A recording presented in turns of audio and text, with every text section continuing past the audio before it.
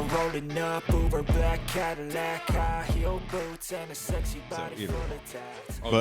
But like I said, it's like you and I, other than like passive conversations, like when we were setting up your stream the other night, you know, figuring out StreamYards and stuff, we never actually got to sit down and just talk, you and me, about things. So, but guys, anyways, welcome back to Now You Made It Awkward podcast, episode 47. And today, of course, I do have Rusty Mechanic with me. Hey, everybody, I'm the Rusty Mechanic. Yes, I am. We're sans Rikki because, well, if you heard episode 46, you heard that his schedule got altered this week for the better, technically speaking. But it didn't actually cause a problem for this week. I just wanted to make sure, because we were behind a week, I wanted to get an extra episode in anyways.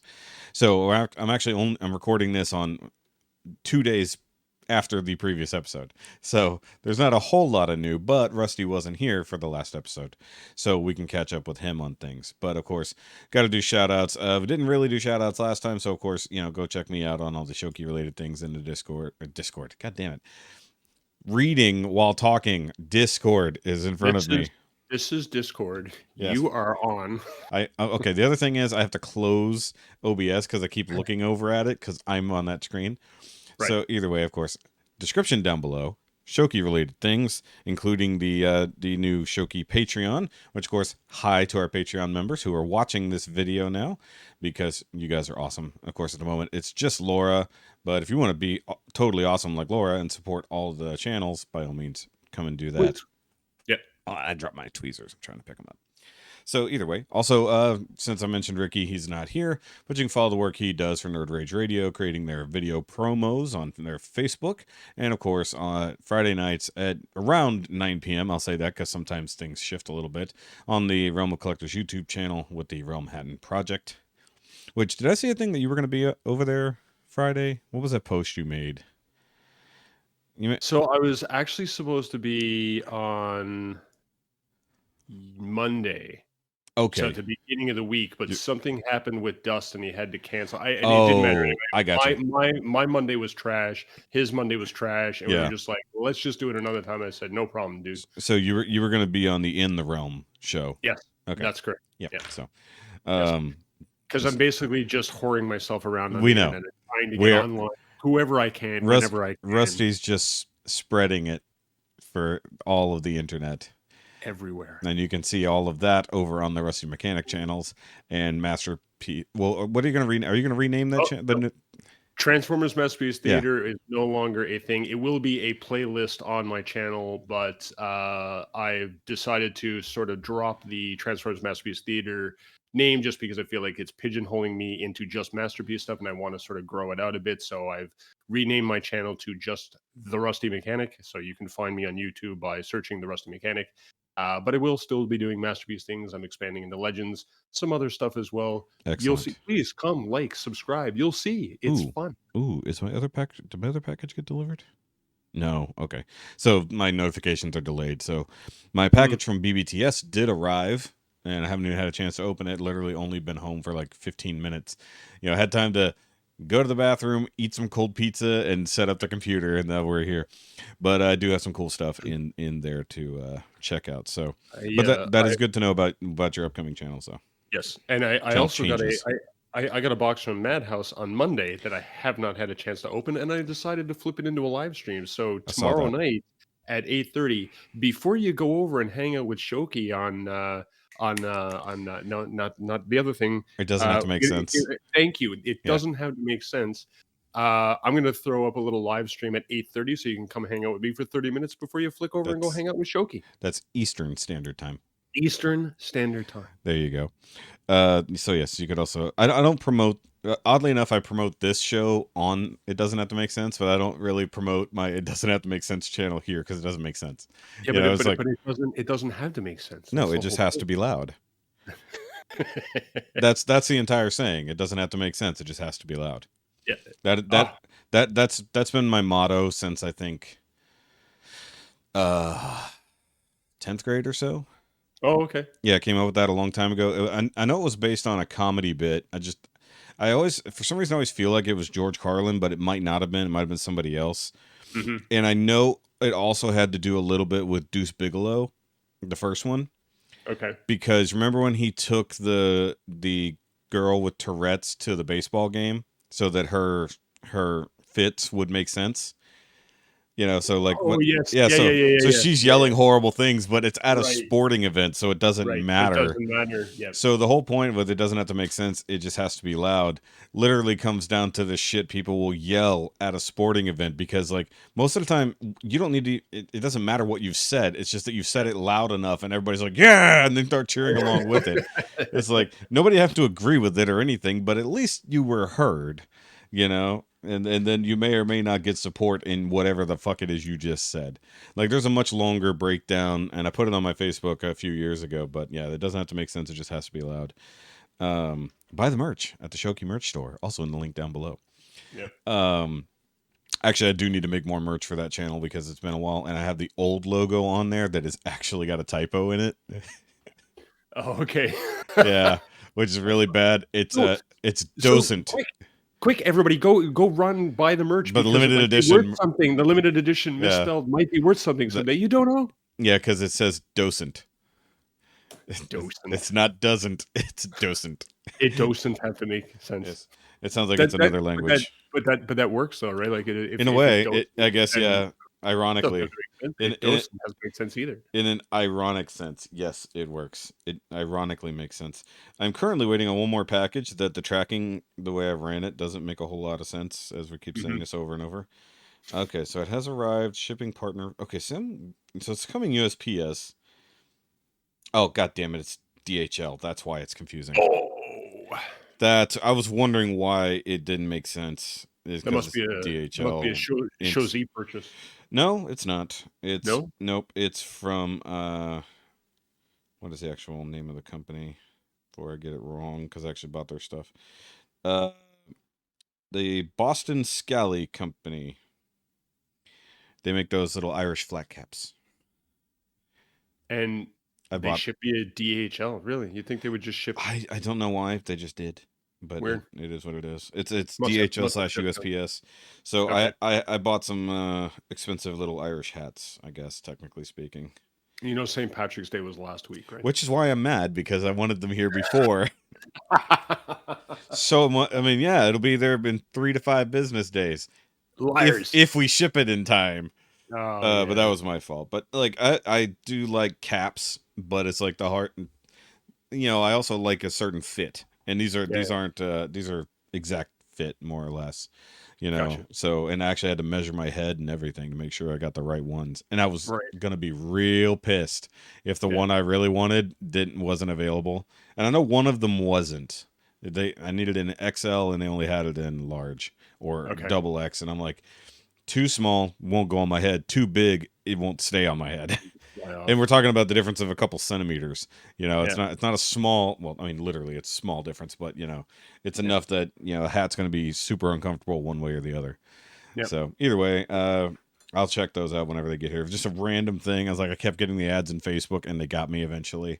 And then they had a sale that you get $25 off if you buy 3, Oh god. and then you get a $5 coupon just for buying them in the first place, so you can apply that next time, and you can get 15% off promo code to send to someone else.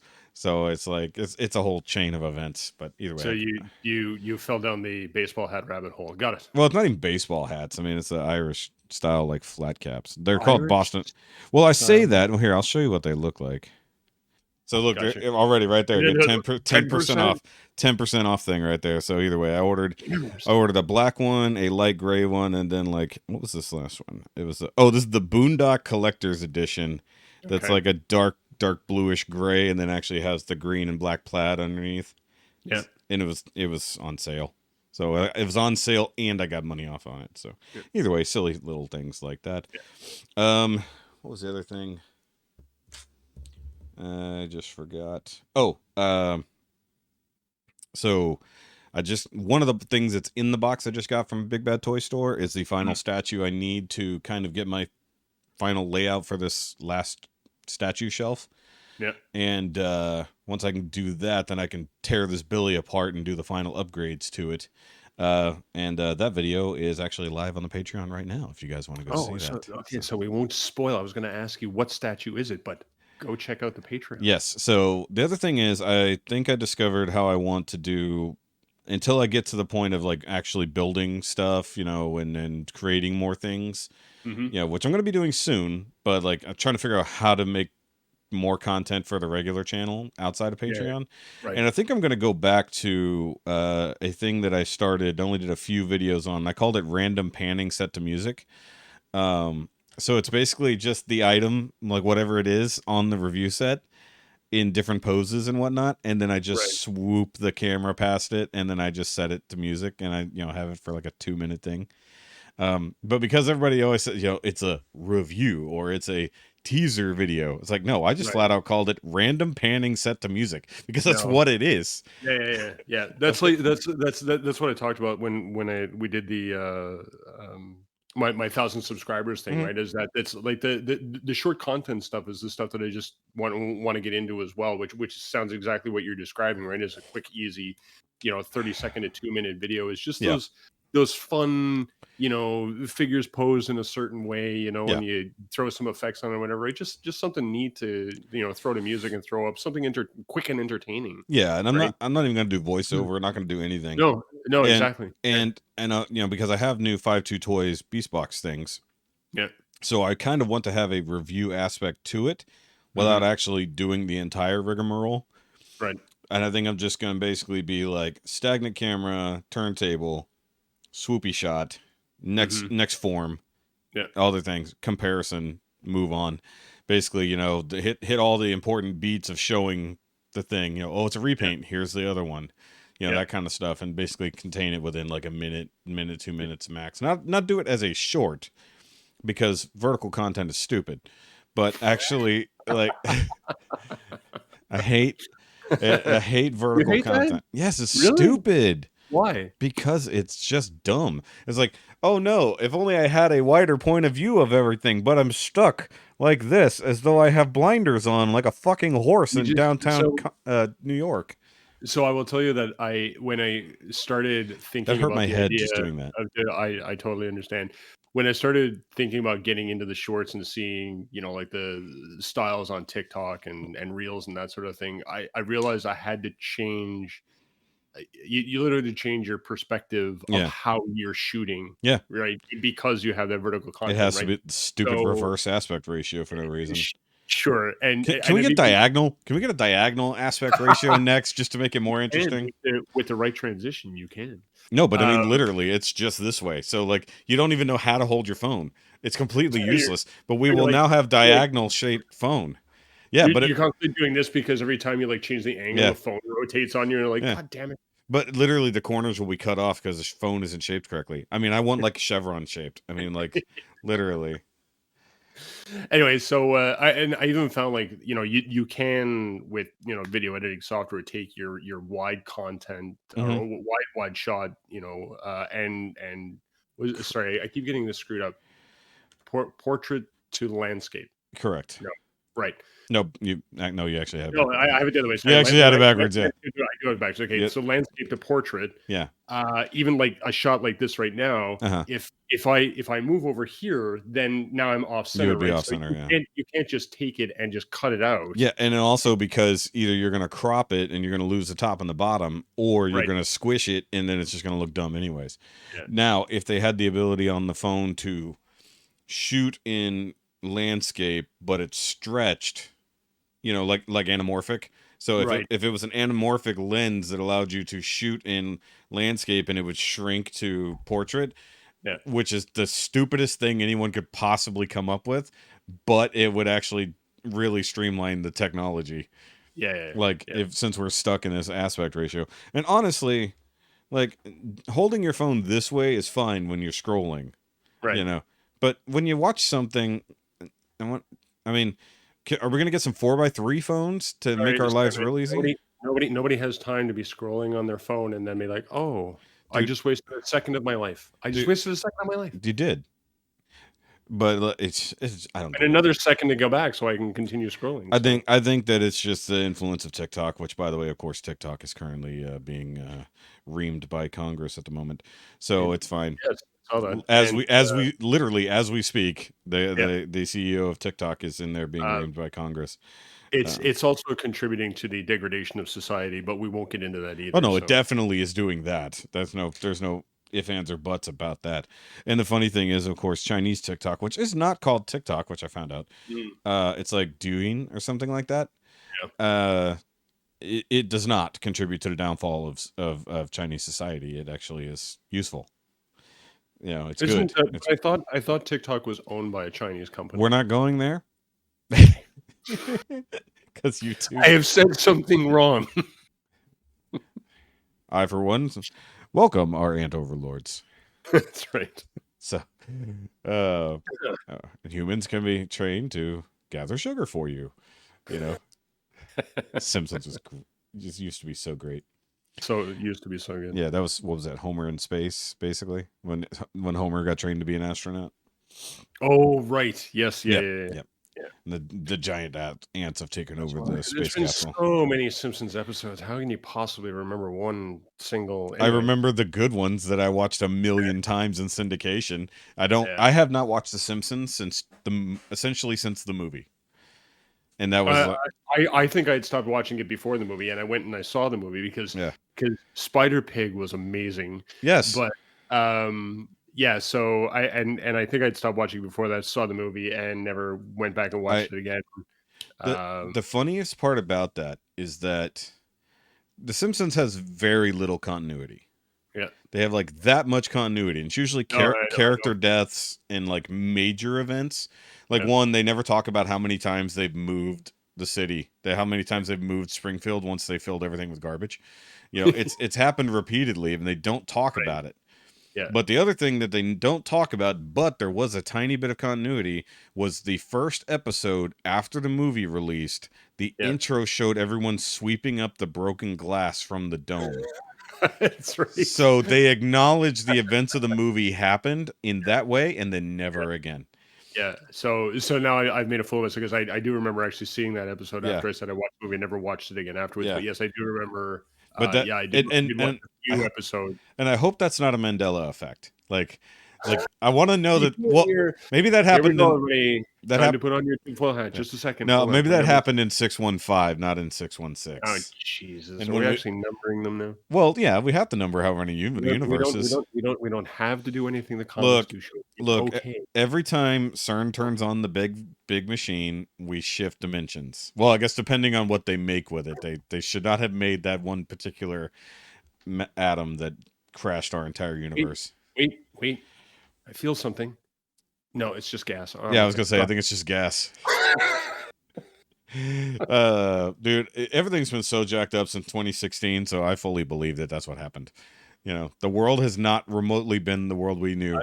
I'm telling you, it's just the internet is screwing everything up. That's all it is. We have taken every piece of human knowledge, thrown it together, and we've only become stupider because we've allowed groups of stupid people to reach out to other groups of stupid people, and it's just it's. Well, apparently there's studies now that actually show that human IQ is dropping. It's for the first time ever that our generational IQ has dropped. We have no attention span, and it's due to TikTok. And it's because of TikTok, right? And Reels, to be fair. I have to read documents on a daily basis for my work. I can't do it anymore. I like get to paragraph 3 and I'm like, I'm done with this. And this thing's like 24 pages long. Yeah. I can't do it. Dude, I was catching myself in the last few days, you know, because I've been coming home after the immense stressful week I had last week. Yeah. I come home, which by the way went over in the last episode, so I won't be going back over that again. But I find myself, I've been watching Castle, right? Yep. Which still love that series. Yep. I hate what happened to it in the end, but it is what it is. And I find myself every commercial break, immediately I pick up my phone and scroll. I know. Every time. I can't watch a sports event anymore. No. End to end. I mean, like, I'm like, I'm bored. What's going on? Yeah. Let me go. Let's scroll Instagram. Let's go check YouTube. All right. I find myself loading up a YouTube video and then watching it in the interim of the commercials. Yep. And the funny thing is like, I like the show I'm watching. Yeah. So I'm not stopping the show, although I'll do that sometimes where I'm like, well, because like the other day I had some bathroom issues. So, you know, I ended up back and forth enough that I stopped watching the show and I was just watching stuff on my phone because, well, I wasn't taking the TV with me. Yeah. But also when I cook, so I'll start a show, and while I can hear the TV, you know, it's not the same, especially, you know, so I'll start a video on my phone and pause the TV and then I'll come back afterwards, you know. Or the other day I came in here to edit and I just left the TV on. It was like, it's just running in the background. Just running in the background. But like, and I'm a long form content person as it goes. Like, you know, obviously we sit down, we do these shows that are anywhere from 2 to 3 hours. You know, I listen to podcasts now. I used to listen to the radio. You know, I listen to talk radio mostly. Yeah. But intermixed with music. So I was used to just long form content and then changing over to another show or something after the fact. But then like recently, and I mean very recently, I've just like my attention span has sort of dropped. And I think some of that was just due to the stress of everything. Or I put myself in a point where I was getting bored. Like I wasn't doing enough. Yeah. So the stress of everything. I mean, sometimes we just need something just to shut our brains off. Right. Oh, yeah. And I find like, you know, like I flick up TikTok or Reels or whatever and just scroll through them and that's enough, right? But sometimes you need that too. You just need to like, you know, but I'm with you. Like sometimes there's a show on, it starts to slow down, and I just go, I wonder what's happening. Oh, okay. Anyway, and it's so funny because I got on the Jessica for it however many times. We're watching a show or a movie, like we sat down to do this, and then 15 minutes in, she's in her phone. And she's like, no, I'm listening. I was like, no, you're not. It's like, you can't be watching a video on your phone and listening to what's happening on the TV. And very recently, with The Last of Us, it's like the first show where I said to my wife, you should watch this. It's there's zombies in it. I'm going to be, you know, like 5 minutes, right. Yeah. And I said, but it's a really good story. I think you'd enjoy it. So she sat down and she watched the first episode with me, and then she was the one going, is the next episode out? Yes. Yeah. Do you want to watch it? Yeah. Okay, let's watch it. Right. Nice. So we have not gotten to the season finale. We just watched the second last one. Oh, okay. So I was going to ask you if you'd watched it yet. Yes. So, haven't gotten there yet. We have it on our. We're probably going to watch it tonight. But 2 nights ago, she did exactly what you just described. So she's interested in the story, and she went, hey, do you want to watch The Last of Us? I said the season finale is out now, so there's only 2 episodes left. She's like, oh no, there's only okay. Well, let's watch it. So she flicks on the second last episode, and you know, watching, and I glanced over, and she was on her phone, and I went, "You wanted to watch this? Oh no, I'm paying attention. What just happened?" Yeah. Oddly enough, she was actually able to say, "This is what just happened." I was like, "How are you doing this?" So I think some people absolutely have that ability to absorb information from 2 sources. Yeah. And it's not like I've always had to pay 100% attention to what I'm watching, because now if it's like anime where I'm having to pay attention to words on the screen, you know, it's like I'm nowhere near fluent in Japanese, but I can, it's like for some reason, like if you start a scene and then you look away, even though it's still in Japanese, you'll still gain the context without ever seeing the words. But that only comes with time. But like I'll model build and stuff like that while I have a show on. You know, it's like Pinkerton talks about while he's working in the shop and he's got whatever show passively watching, and usually I'll put on something that I've either already watched and nothing that I have to pay close attention to. But I'll find myself like turning off a show because I'm not paying attention to it. It's like, hold on, I got to come back to this because I'm not watching. So in that case, like, because I've been rewatching Castle, and speaking of just waste watching, Jessica's on like season 9 of Catfish, which that show does get better. I'm not gonna lie, it does get a little bit better. How they managed to get through COVID and still make it a working show was impressive. So they had to change to doing everything remotely via Zoom, and they still managed to make the actual show function, which is pretty cool. I say I miss Max because I mean, Cammy's okay, but Max was just the best. Neve needed somebody, to counteract him a little bit better. Either way, I'm not super invested in the show. I just sort of pay attention because you always get that hook moment where they're like, dun, dun, dun. And you're like, ooh. They do trigger you with that thing. And I've often said, it's like, if they just didn't make the reality TV cuts to this show, it would be boring as hell. Yeah. It's like, and I've seen those where they will edit out the sound effects. They'll recut a reality show to make it more like a sitcom or something. Right. And they take out the dramatic music, they take out the timing, and they take out the commercial breaks, and it's just nowhere near as engaging. And it's really funny. Yeah. But that being said, I have been watching things. So I forgot to mention it the other day when I talked to Rikki, but I did go see the quote unquote new Demon Slayer movie. And I did a review on it, which you can probably guess where that's going to be. It's in the description down below. It's in the description down below. It's in the description. But it wasn't a movie. So they cheated this time. So the last one they did, the Mugen Train arc, was a full produced movie that they later recut and then added extended scenes to turn into the show, right? Right. This was not. Okay. They took the last 2 episodes of the previous arc, the Entertainment District arc, and then added 1 new episode, which would be the new season. But they didn't even cut it into a movie.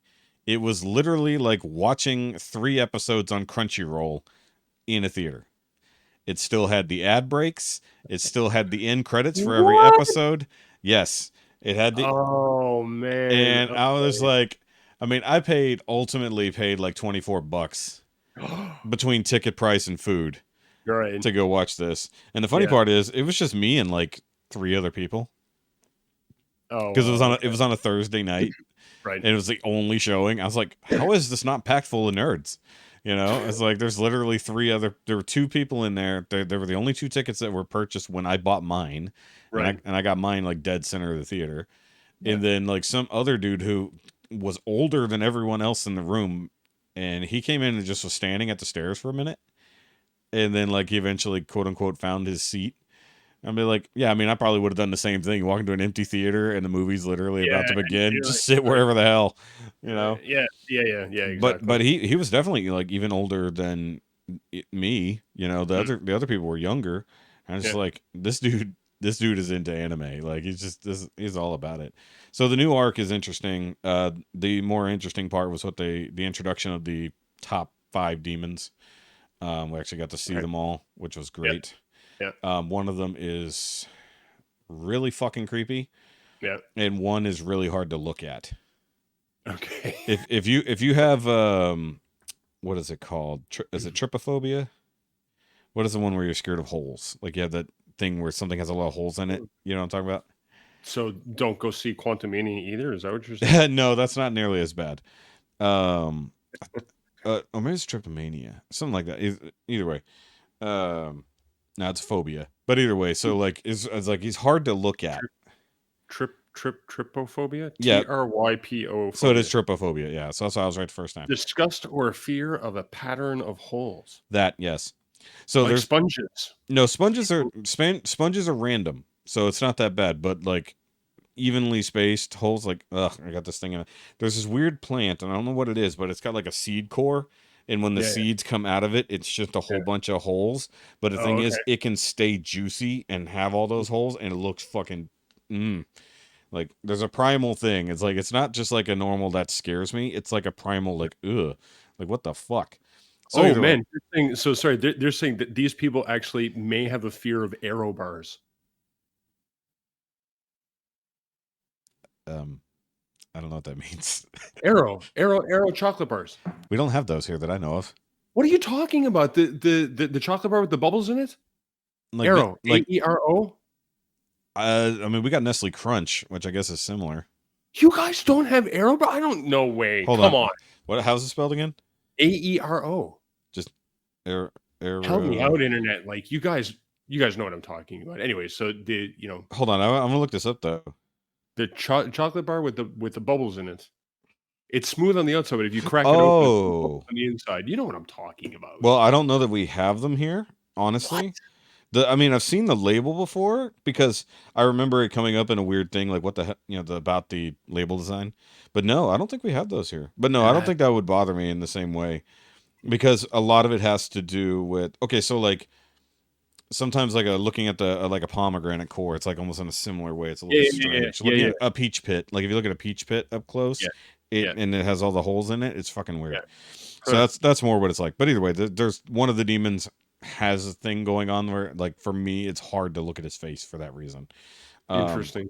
I'll just say he has more holes in his face than you would expect. We'll just put it that way and to be mildly, but either way, it was interesting but not worth sitting in a theater for. Gotcha. If they had recut it at least to make it more movie form, would have been cooler. Like just cut out the fucking ad breaks. Right. You know? I mean, also the fact that I've rewatched those 2 episodes before I even went to the theater made it even worse. So I just sat and rewatched the same shit, but with other people.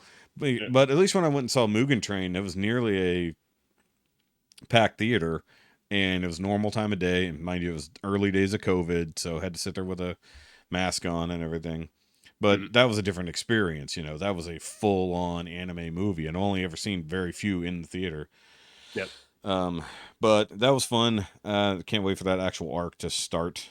So I had to I discovered that PlayStation does have the Crunchyroll app, so I can actually not have to just project from my phone. I can just pull it up on the PlayStation. Oh, nice. Yeah, so much nicer to be able to do it that way.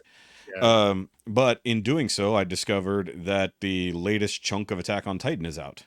So, because they're taking 1,000,000 years to finish the last chapter, technically, I went on there and I was like, I saw somebody make a post about it on YouTube, and I'm like, did they drop something new? So I pop into Crunchyroll and they're like season 6, and like the way they do seasons make no sense, but it's like that was actually retellings with some extra context of like season 1 stuff. So I'm like, okay, what the hell is this? And then I scrolled up a little bit. And I'm like, that looks like new footage. What is this? And so instead of releasing another half of a season, they just cut it into one long special that's an hour long, and it gets more caught up. So they're like ramping towards the final thing. But I think technically they've only got like 2 hours left at best, so they might just do another special. But the fact finally getting the continuation of that story, and it was beautiful as always. Great series. I've never actually seen the series, but I keep seeing it pop up from time to time, like either in my feeds or whatever, right? And the pictures, like the animation, it looks fantastic. It almost looks like what was that one with the what's that scene that always pops up on the internet? The guy on the motorcycle, Akira. Akira, thank you. Yeah, it's got that style, right? In a way, yeah. There's some of that there. Yeah, I gotta reposition. Oh, by the way, I'm totally ordering another chair. Like whenever, like the next paycheck, I've got a nice gaming chair in my get this cart. I don't want that one. That's way too expensive. This one. I'm buying a Fat Boy chair from Amazon. Yeah. Made for people closer to my weight class, with a lot more lumbar support, because that's what I'm lacking here. So this will be the backup chair, and we no longer have to have our patio chair sitting here. That's just slightly off camera. Like actually, you can see it. It just looks like a black square behind me. So yeah, it's just a patio chair here because the wifey was in here on live stream with me last night for the patrons. Once again, description down below. Plug every time. And then the only other thing is I watched the new episode of Mandalorian yesterday. Did you get a chance? You've been too busy. Mandalorian. So where did I get to? I think I ended up watching. Yes, because the wife went to bed. She was like, I'm not interested. I watched episode 2, maybe. Whatever episode was where he actually got to the waters under the mine. Okay, so that's episode 2 where he actually gets into the waters. Okay. Yeah. Right. Okay. And then they showed the actual, yes. Or as Rikki called it, the Mandalore, because he doesn't know words. Ah, I see. Yeah. But that's what their crest is based off of. Yes. Right? So okay. All right. That's the big ass mythological beast that the original, I forgot what his actual name was, but the first Mandalorian, as it were, tamed that beast, and that became the signet for everything. Right. But they've long since thought to be extinct because basically back in the day, a rite of passage was taming and or killing one. So odds are you were going to have a hell of a lot harder time to tame one, so they would just kill one for status, basically. You know, it's kind of like, I forgot which show it was where they hunted like all the quote unquote dragons to extinction. Oh, that was an Avatar. In Avatar, The Last Airbender, that is, where they said that, you know, Uncle Iroh was the last person to see a living dragon, and he killed the last dragon because that was the rite of passage. But of course he didn't, because Iroh's a liar. Iroh's a liar. But so I thought that episode was better. Like, there was obviously more progression in that episode for the show than the first one. I thought the first one was a waste of time, to be honest. I still have questions about, and I think we were talking about it, but I don't understand why he's struggling with the Darksaber, and yet I keep forgetting her name. Bo. Yes. Yeah, okay, Bo Bo had it. Up, swings it around. Well, because she already had it, though. Like, so it was hers. She had it for years. But the thing is, like, with its, it has a almost Mjolnir type thing to it. Okay. It's kind of an enchantment, kind of a psychic connection the wielder has with it. Okay. So if you work with a purpose, and you work with the sword, it's like nothing. It's like just, you know, right. Problem with Din is he doesn't know how to work with it. So he got better at it when they trained during Boba Fett. Right. But he still doesn't have it. So it seemed like he forgot everything he learned, because as soon as he pulled the thing out, it's like thunk. The thing is he's pulling it out in a panic situation. Right. So it's like a blaster to him. It's just another weapon. But remember, he went to his blaster first. Yeah. Then he tried other stuff. Then he went to the Darksaber. Right. And then by the time he got there, he was having a hell of a time wielding it, because he was just trying to wildly fucking do what he's got to do. Yeah. So, I mean, in theory, he's only had it for maybe a year, but he's almost never used it and never really trained with it, because after getting kicked out of the covert, damn it, I can't get this right. Covert. Yep. He didn't have anyone to train with who would know what the fuck to do with it. Right. Now that he's got Bo-Katan on his side, for now, she's going to train She him. can teach him how to do it, because doesn't she want the saber back though? Like, wasn't she that the does, whole thing? but she has to acknowledge that he won it fair and square, and then whatever happened on the bridge of that ship, she didn't get a chance to win it back. Right. But because you're 2 episodes behind now, you just have to get caught up on that, about what's going on there. But like, minor spoilers, they go back to the other Mandalorians, because of course. Of course, but I mean that's so. I said that, I think we were talking about it before. Right? I was like, I don't understand. I thought that was the whole point. Like, when they started this season, it was like, I need to go and I need to redeem myself. I was like, do you though? I thought you were going to take the Darksaber and you were going to lead the Mandalorians back to the Promised Land and blah blah blah blah blah. Yeah, but no, first I had to do this side quest, and then I'll come back and get you all and yada yada yada. The hard part is, as Bo found out, trying to lead people who are now ideologically not aligned with you doesn't work. So Bo's ideology said Darksaber means I'm in charge. Right. I'm going to get the Darksaber back. I'm going to beat Moff Gideon. She didn't do any of that. Right. Everybody left her, which is bullshit. How did Moff Gideon get the Darksaber? He beat her. Oh. Yeah, so he beat her in combat, got the Darksaber. That must have been in Rebels. Is that where? It never happened on screen. Oh. It would have happened between Rebels and Now. Oh. So when Moff Gideon showed up with the Darksaber, did everybody else lose their minds? Because I didn't. Yes. Cool. Yeah. So even me, because I knew what it was. Right. So when it sticks out of that TIE fighter, I'm like, what? Yeah, okay, right. Like, what the fuck? The internet collectively paused and went. That's why the end of that series was, the end of the first season was great, because they're like, they've pulled that last one with you, and you're like, okay, well, we know who we left that with. What has happened in between? Not to mention, with Sabine and everybody else who was attached to the Darksaber, and then, now that we know there's more Mandalorian factions out there just sort of doing whatever. So it's not even just split Children of the Watch and everyone else. Mm. It's also split amongst all of them. So Right. while in Rebels they dealt with a lot of the other factions and tried to reunite virtually all of them, now because she lost the Darksaber and some nobody has it, you Right. know, they just said, you know, fucking went off, whatever. But because Din is a zealot, you know, he's a zealot for the way. Right. He has to do these things first, because that's the other part of it, is like he has felt unworthy Mm. since. So the Yeah. thing is, now that he feels worthy again, maybe it'll get better. Okay. Because if he's worthy to do it, he has someone to train him, Right. and he is now working directly back with the covert, because not only has he just been off doing his own missions and whatever, he hasn't been spending any time with the fellow Mandalorians. Right. So, and that's one thing. This whole last episode was all Mando all the time. So, like, I mean, it was a really cool episode. I mean, I know the parts that people are going to make fun of, specifically, and then a couple things that came up with, once again, where they play with the concept of time, because a certain event happens and then they wait technically 2 days to actually deal with it directly, and there's no consequences for them waiting. So it's like we're in a huge rush. Now we're gonna sit here and wait. Right. Sounds like my job. Well, Anyway. yeah, exactly. But at least for the safety aspect of the thing they had to do, they needed to wait.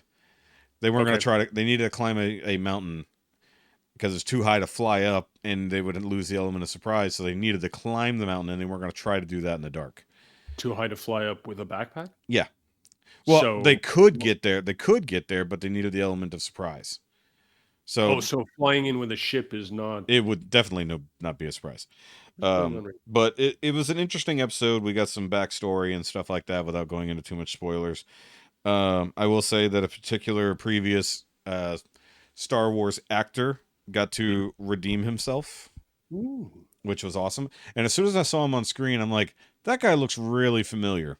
Right. And then when I saw his name in the credits, I was like, no. I was like, they didn't. I was like, that's awesome. I was like, you know, and it was really bad green screening, but other than that, it was a cool scene. And that's the one part is like, I think like they need to dumb down the pixels a little. It's like, it would look better if it wasn't so clean. It's like, make it all look dirtier, and it just blends in, because they do all this stuff on Coruscant. Like you know, you'll see that coming up in episode 3.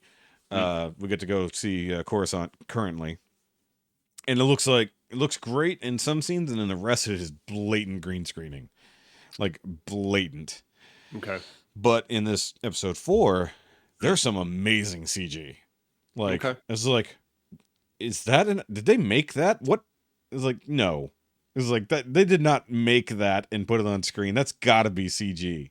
And it's just like, so it's to the level you can't tell if it's made. Yeah, or not. and so like, and I'm watching it the final kind of scene of episode 4 without spoiling it for you, and I'm just like, there's no way they built those for real. There's no way they made that for real. But it looks really damn good. I was like, it's like, so people standing in front of a giant city, fake as shit. This thing on screen, can't tell if they made it or not. But I also love that, you know, so the episode you watched on Mandalore, like the dudes, the guys who are living underground that he keeps encountering, those are people in suits. They're not like CG whatever. Right. Which is great. And then you get the kind of CG bat thingy that kind of attacks them that still looks great. And then you get the droid thing that also looks great. Yep. It's like, it looks a little cheesy, but it looks great. And I'm just like, this thing just screams General Grievous. Like, it's a half biological. Yeah. And that was the sense I got from it too when I saw it. But I did like I made the comment before, like I am really enjoying the fact that they're using a lot more of the animatronics, and right, with puppetry the droid and the puppetry and all that stuff than just CGIing the shit out of everything. Yeah. So I think it lends something to, you know, the show and the callback to the original stuff, right? Yeah. Yeah. And the funny thing is, Rikki and I made fun of this when we talked about this. We talked about episode 2 because there's a scene. You know, whenever so he goes back to Tatooine in episode 1, right? Goes to see Pelimoto. Oh, right. Yeah. And then Grogu jumps out of the jumps out of the cab to her arms, right? Or he jumps out of the cockpit. Yeah. And Rikki and I are like, apparently, it's like all the puppetry they're doing, they probably didn't do that with CG. They probably had a Hot Toys Grogu, and somebody is somebody's down like this and just. Yep. So spoilers for you, but not for everybody else who will hear that episode. So that the name of episode 46 will be Yeeting Grogu. It's not what it is on Patreon. Patreon is Shoki's Bad Week. So, but on the real episode is gonna be Yeeting Grogu's. Because you got to think, if they either built a very sophisticated small air cannon, or there's somebody just yeeting off screen, and he jumps a bunch after this. So in episode 4, he actually does some Yoda flips for a thing, and it's like they either really just did that or just did a super fast CG. Either way, it's just like, but we actually get to see Grogu doing stuff, like instead of just being another, not exactly a MacGuffin, but he's just there. Grogu doing stuff is fun. Yeah. And he sort of gets a new toy. Sort of. You'll see. Okay. But there's one fun. Oh, right, because he had the like the knob or the ball or whatever. Not even going that far, but you'll see what I'm talking about when it gets there. I wish he still had that, because I could have sworn he gave it back to him. He did give it back to him. He did. Yeah, he was like, in season 2. End of the last season, he was like, here. Yeah, I guess he lost it somewhere in the interim. Sad. Maybe left it on Luke's planet.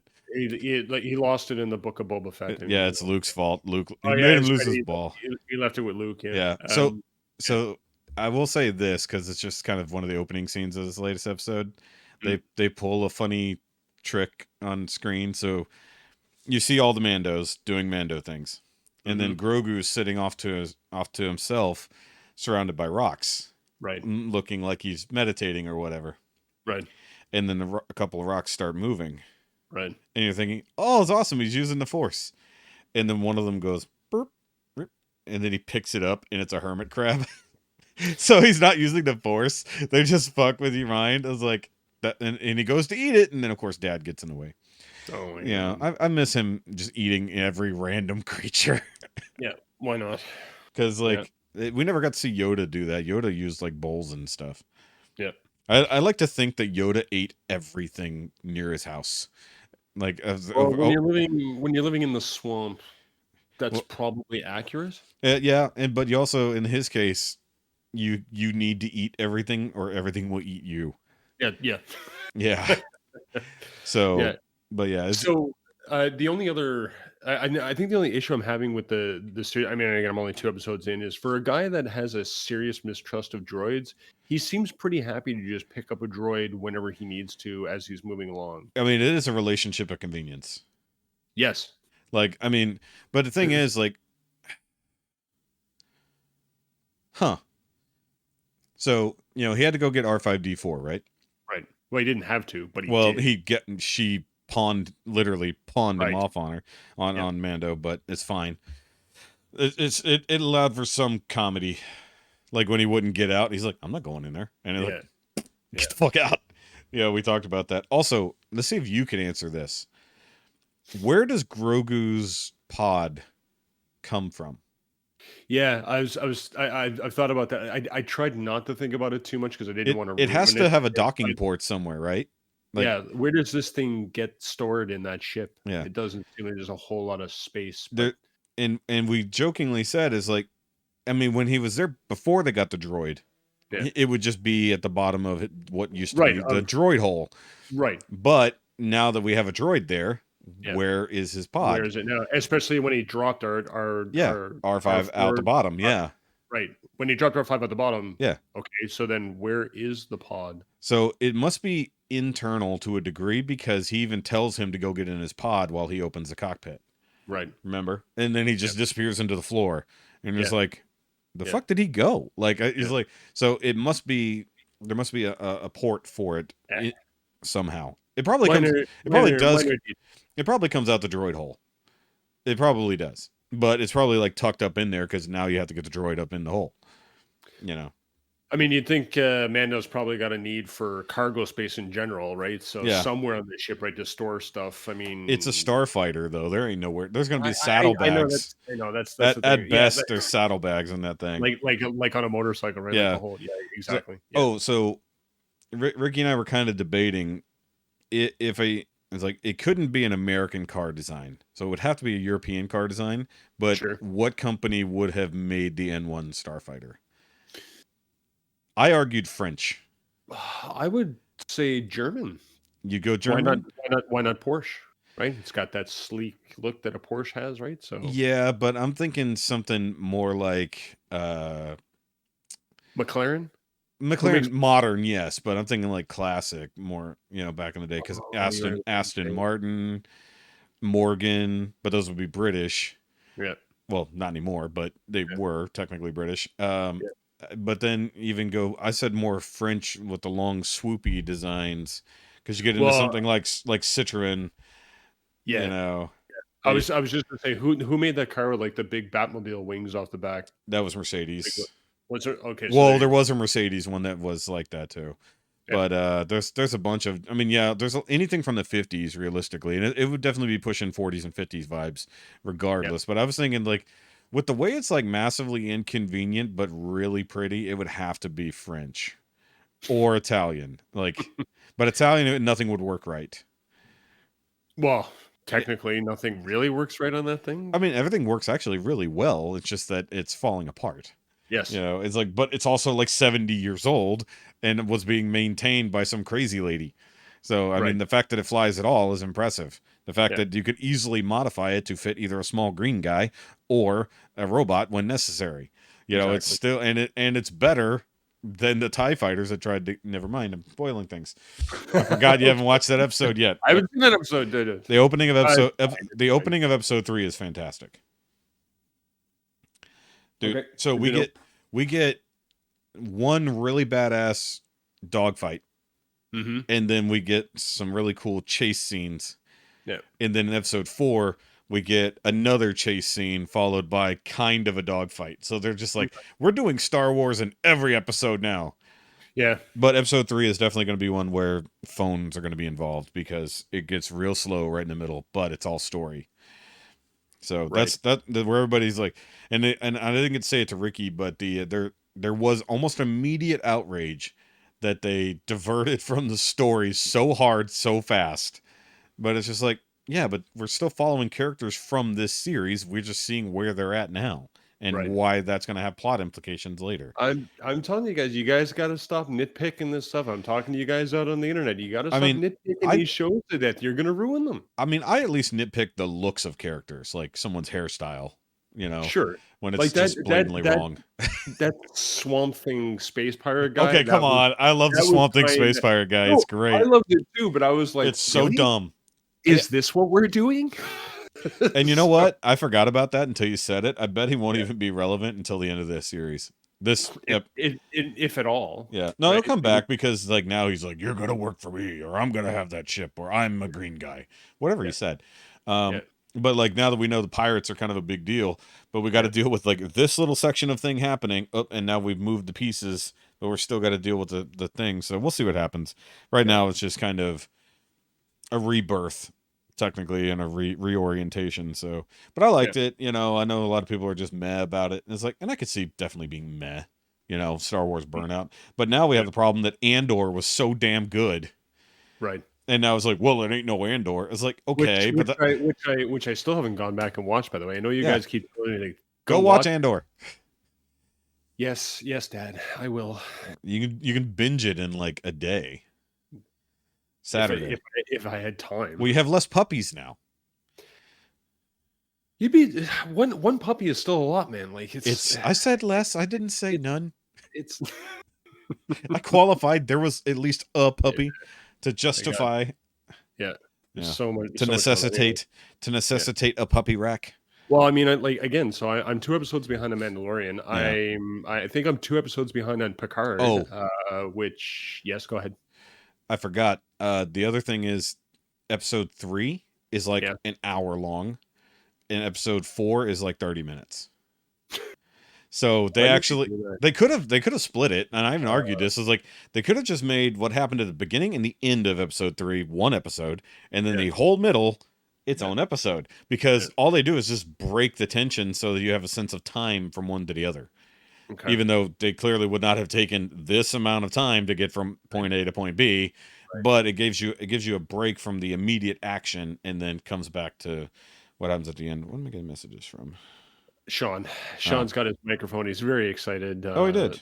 Like a little more excited than I think he should be about a microphone. But anyway, No, that's good though, because with what he's got planned, it should be interesting. yeah. So I'm a couple episodes behind on Piccard, and Piccard is still so the storyline's okay. It just seems like another next generation, but How are they going to wrap that up? Like in just this season, how are they going to wrap it up? Because they're building up some really big important stuff. well, spin off to another. They have series to. They have to that, you spend. know, It that just won't doesn't be have to- Piccard. It'll be Yeah. Riker, or it'll be Well, something. I don't think we. DS9 Part 2. Oh God, please no. Shut up. So they do the they do this series to bring everybody back together for one last hoopla. I'm good with it, right? I don't think we need to see Jonathan Frakes in another episode, series, whatever. Like, I don't think he needs to be in every damn episode, but he needed the closure that came from the first few episodes. Yeah. So anyway, I still have never seen an episode of it. I just watch all the spoiler shows. Oh, really? Yeah. Yeah. It's so. I mean, it's an okay watch. I mean, I'm enjoying it. Just, I mean, the nostalgia part of it more than anything is holding it together. The thing that's really weird is there's something going on with their editing in regards to You the mentioned this. cutovers. Yeah. So, but it's happening in every episode. Every time that they cut away to the scenes with Raph. Raffi, Doing her spy stuff, Yeah, right? with Trying Worf, to figure out yeah. right, with Worf now, trying to figure out spoilers. Yeah. Trying to figure out who stole the weapons from the Daystrom Institute. Yeah. Whatever music was playing in the Piccard scenes, Mhm. like it's a hard cut, and then the music Instead of for the just Raffi blending scenes, it over. instead of like a transition, right? And then Yeah. Raffi's music plays, and then Raffi's scene ends, and it's another hard cut, and it's really distracting and weird, and I don't understand why. Like whoever's Is it just because responsible like for the music, is it because the music doesn't resolve? It just stops. it literally just stops. It's a hard cut. It's like you and I are talking right now, and like, Yeah, I it's mean, that hard. yeah, and Right? that is strange. It is really weird. And I mean, you would do musically, you would do that. Yeah. Thematically, you would do that to change scenes. Yeah. But Yeah. for it to be a harsh cut it's is really odd hard. in a big produced show. But And what's even more interesting is that when the hard cut happens, there's actually like a split second gap, like I would say around a quarter to a half a second gap of nothing yeah, as they're cutting over to the other scene. yeah. It's really weird. Anyway, You know what's funny though? So having watched the last couple, I have not watched the most recent spoiler episode of it. They're just doing Secret Wars or Secret Invasion from Marvel.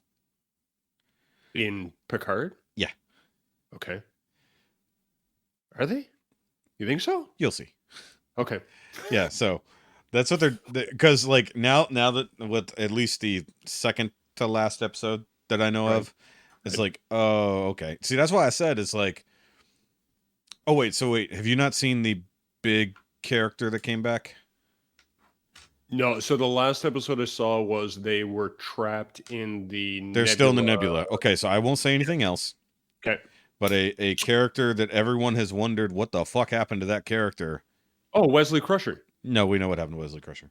No, we don't. Yeah, He disappeared with the Traveler, and we've never seen him since. And they keep talking, and well, they brought him up anyway. Yeah. And it's like anyway. So it's okay. But no, another major character comes back, and that's how we get our. I think technically it's the big plot of this. Oh, right, because we figured out the episode that I watched. They figured out that the changelings are involved. Yes. So this is it Odo? Is it Odo? Did they bring back Odo? Well, they can't bring back Odo, unfortunately.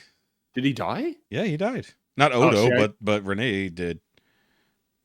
The actor died years ago. Oh, the actor. Yes. So That's right. I mean, if they want to bring back Odo, That's something. But also now we have like Neo changelings. But the revelations of what this past character coming back gives us makes a huge deal, both for what's happened over the last 20 years in universe and where the plot's going from here on out, and why. And part of me wonders if that's one reason why they have such harsh editing, as like, because like now that we're finding out what's kind of going on, almost makes you wonder if like they're playing that thematically into the way the show is presented.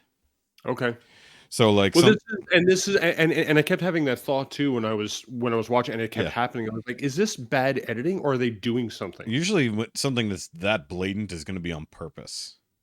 But also like the fact that, you know, they always have to do this with shows where you take your main characters and split them to, you know, you got the A team and the B team and they're both working on the same problem. No, I get it. But but the transition is just so harsh. It's so weird anyway. But yeah, no, I like the reintroduction of Worf, which is great. But also like, I don't know if it was in the episode you've seen or not, so I'm not going to go too further into it. But like the idea of seeing the legacy characters and where they are now is great. And the relationships in between, like apparently what happened in the earlier seasons, I didn't know about this with Riker's child, that whole situation, you know, so a lot of what's happened since then is helping, you know, with what Riker's dealt with. And then, you know, he's there to help Piccard with Piccard's new situation that's happening as well. So it's like the fact that they play off each other so well, you know, even though one is retired technically, one is still active. Yeah. And then like, so it's cool. Like, and I wish I was actually watching it, but I don't have Paramount. You know, I'm enjoying watching other people's opinions of it, and I get to see the flashy stuff. So, you know, right on. Yeah. So I'm enjoying it from afar. You know, like because I sat through at least the first 3 seasons of Discovery. Yeah. And the first 2 were okay. Third season was so wonky. And then, yeah, go ahead. Yeah, I mean, it's basically what you said. I couldn't, you know, it's basically how it goes. But then I saw the opening to Strange New Worlds, and I was kind of reinvigorated. So I am interested in what that show is going to do, because I think that's also now another timeline. Like, because some of those events have shifted due to what happened in Discovery. Well, see, and the problem I was having with Discovery as I was going through the second season was every time they get into a problem, they fire up the whatever engine that was, the spore drive, boom, their problem solved, right? And then when they jumped, like, you know, into the next 33,000 years ahead or whatever, I just went, really, that far? Do we need to go that far ahead? Yes, because they couldn't go into a timeline that they would be a known quantity. They would have to go beyond anything we would know. Right. Anyway, so I kind of became annoyed with it. I was like, okay, so now we're just leapfrogging 3,000 years, whatever. Yeah. But then I started reading reviews on that, and I thought about going back because I was like, you know, curious. I was like, where did the show go? Yeah. And I started reading reviews online. People are like, so it's gotten to the point now that the technology is so advanced that it's magic. It is. And every situation that they get into, they can basically just create whatever they need to solve the problem that they're in. And so then, so there's never any threat. The biggest issue with the thing, I mean, and within universe. The biggest issue with season 3 was literally there was no dilithium. Ships had to find other ways to get around. Right. So you're either going super slow, you've got a wormhole, or you're one of the few ships that has access to enough dilithium to actually use warp drive. Right. So that's one reason why Discovery ended up where it did, because it is crucial to helping Starfleet and the Federation, because it can now move around the galaxy where no one else could. Right. You know, it's like, and so actually that is very crucial to basically reestablishing the Federation, reestablishing Starfleet as a force in the universe, and discovering what happened to all the fucking dilithium. Right. So a literal galaxy-wide event that wiped out all the dilithium and blew up everything that had dilithium, including the planets that were made of it, which was where they come out of the time tunnel is like right at a planet that is mostly exploded because all the dilithium on it is thing. But the craziest part about it was like Earth isn't part of the Federation. It's like what? It's like, so Starfleet, what's left of Starfleet stands alone, hidden, away, Right. self-preservation only. Right. Even to the fact that like the main core planets of the Federation aren't talking to each other or working together because they're so far apart, it's pointless. Because Earth can't get to Vulcan or any of those. Yeah, right. And now Vulcan and Romulan are basically one united group, kind of, on a new planet. It's like the idea was interesting. Right. The execution was the weird part, and giving Burnham basically everything was the annoying part. Yeah, like because that was the other thing that I saw comments was people were saying, well, now the whole thing is just about Burnham. Yeah, I was like, and the previous season was all about Burnham. So I was like, now also I loved that version of Spock, and I loved the relationship of the character. Right. And then like even like going up against Zachary Quinto's Spock, I think this guy is actually better. Yeah. So I think he's better than Zachary Quinto. Yeah, because he's more in line with traditional Spock. Where Zachary Quinto, not so much.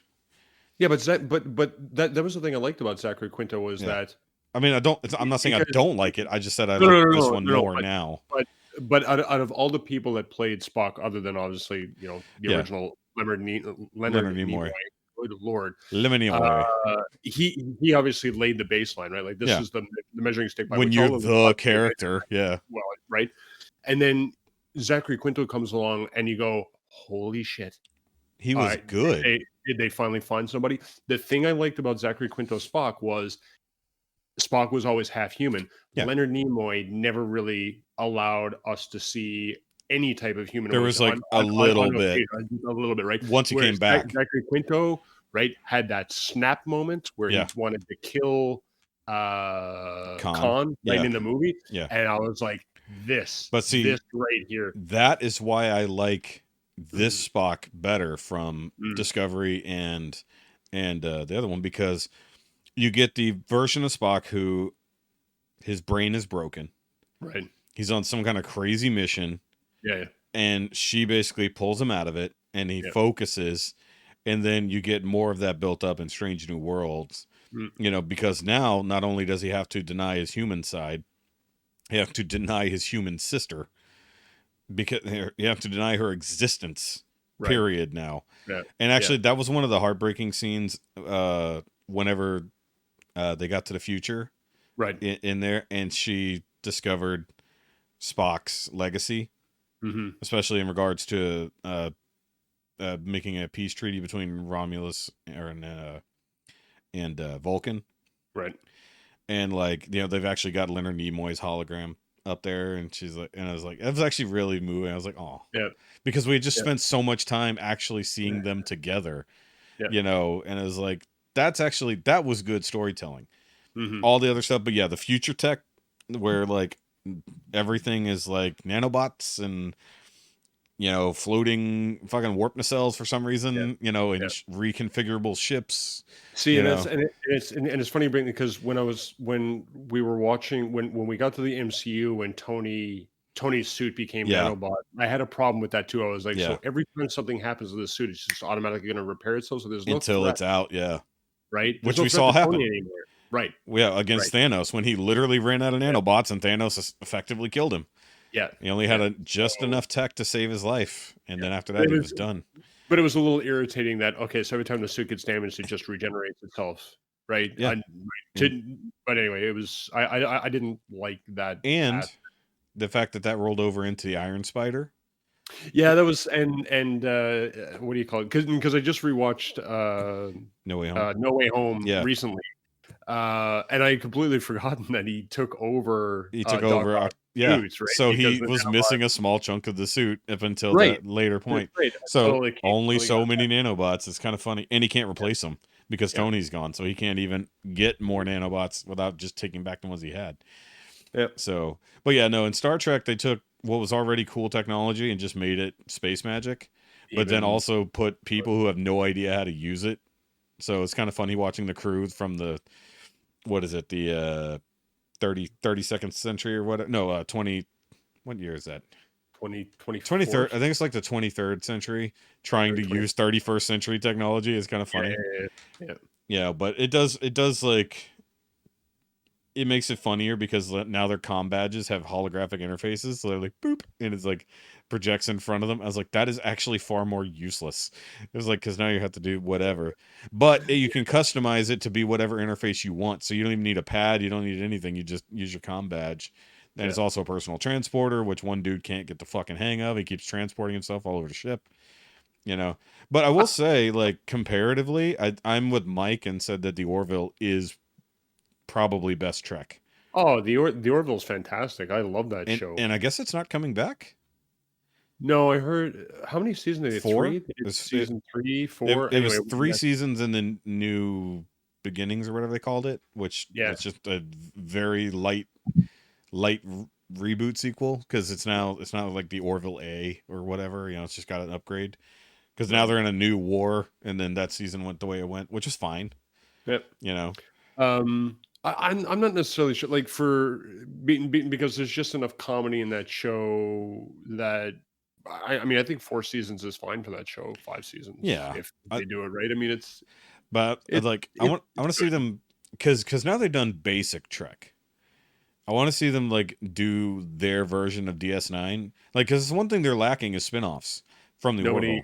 Nobody needs another DS9. It doesn't have to be DS9, but it could be Babylon 5, but funny. Okay. I mean, like stay in the universe. Have cameos, but give us other stuff, because now we've established, okay, now we've got new people over here. Now we're doing these things. We got these new allies. It's like, but give us something other than just staring at his big old fucking head and his clearly over dyed hair over and over. But I did like the time travel episode where they accidentally pulled his ex-wife from where she was in the academy, like way back when, and now they're trying to find a place for her to live in modern day. And she's just not fitting in, and she's causing all the problems for her future self. Yeah. And then Ed's like falling in love with her. It's like, here's my second chance. I can be with her now. It's like, dude, you got like 7 years on her of knowledge of your relationship, and she's way back there before even knowing you in the first place. Yeah. It's like, this is not gonna work, bud. Yeah. And then they come back to alternate universe because they fucked up that it's like they did really good pulling all the Star Trek tropes with a hint of comedy. Yeah. Comparative to the way too serious Trek, with also way too glamorous. Like, the one thing that bothers me is like the really shiny sets. Like the bridge is like super shiny and glossy, and like bright blue and red lights. That kind of stuff is like, tone it down a little. Yeah. It's like they took what J.J. Abrams did and ran with it. It's like the whole lens flare thing all over. Yeah, take it back like 5%. Yeah. And like get us a little bit closer to what Voyager looked like. Yep. Like give us better looking Voyager. Yeah. Or actually in that case, better looking Enterprise. Because Enterprise was post Voyager. So it's like, give us a much better version of that. We don't need giant lens flares. We don't need all this other stuff, but it is what it is. By the way, can we please stop referring to 7 of 9 as 7? Her name is Anakin. Anakin? Not Anakin. Oh my god. Annika, whichever way. Anyway, whatever. It goes back and forth. They will change her name back and forth a couple times. Yeah, I know. Because like it's a respect thing, because one, they don't want to give credit to her being Borg anymore, because especially with previous Borg activity, which also, where's that story going to go? We just sort of the Borg coming into the Federation, possibly. Hey, we have a new Borg queen. She's part of the Federation. Next story, please. But this is the last season. Could we not have some closure on that? I think this is where I think they're gonna have to spin off from here, and like they're just gonna have to do something else, because we've also got Star Trek Prodigy, which is also a little bit it's somewhere in this time gap. Star Trek Prodigy is happening. And if this is all still the same timeline, that's a whole thing going on, especially with Janeway being Admiral and all this other stuff going on with augments and crazy shit happening on that side of the galaxy that nobody's even worried about. But I think Picard is in a shifted timeline now, isn't it? Well, and I think I mentioned that in one of the episodes. I was like, Yeah. are we using Picard to like cram all of the stuff that's happened from the movies, the TV shows, and everything else? And because in episode or season 2, was there not some type of timeline shift or I something thought that there where was. And I right think where because that season started off with the original Borg Queen showing up and going, "Help us," yeah. to them being shot into the past, to what's her face becoming the new Borg Queen, to end of season. So the thing that happened at the beginning of the season is not the thing that happened at the end of the season. So where is the timeline now? It would have to be shifted, just like it would have been ever so slightly affected after first contact.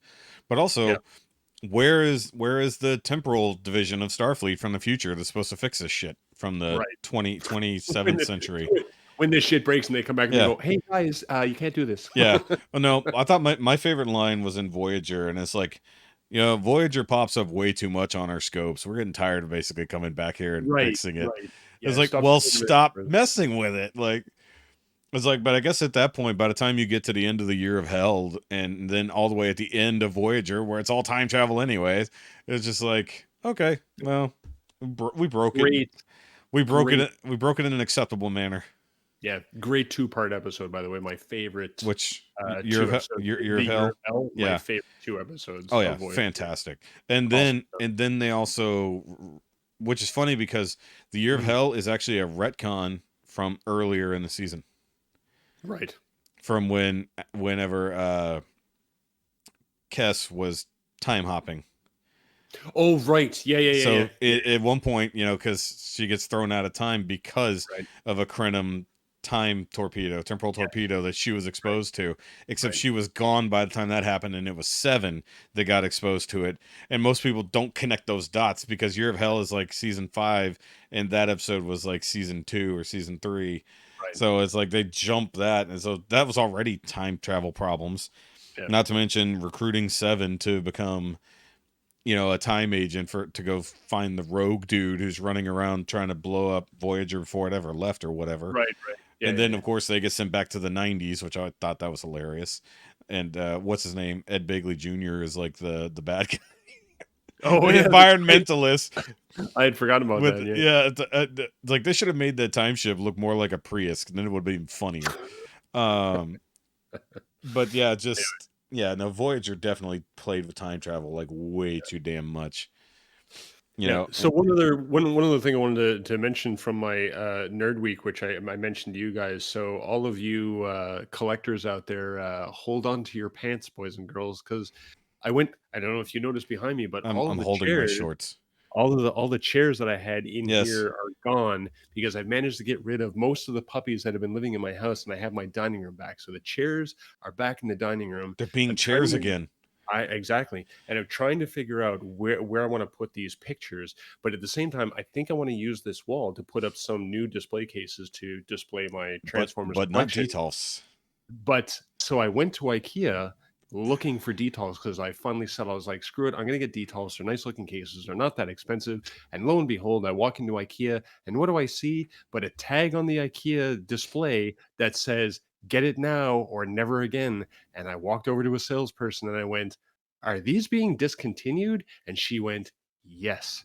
So all of you Detolf people out there, rest in peace. Oh, and Robert Detolf, Yeah. you are now going to be known as Robert Discontinued because the Detolfs are being discontinued.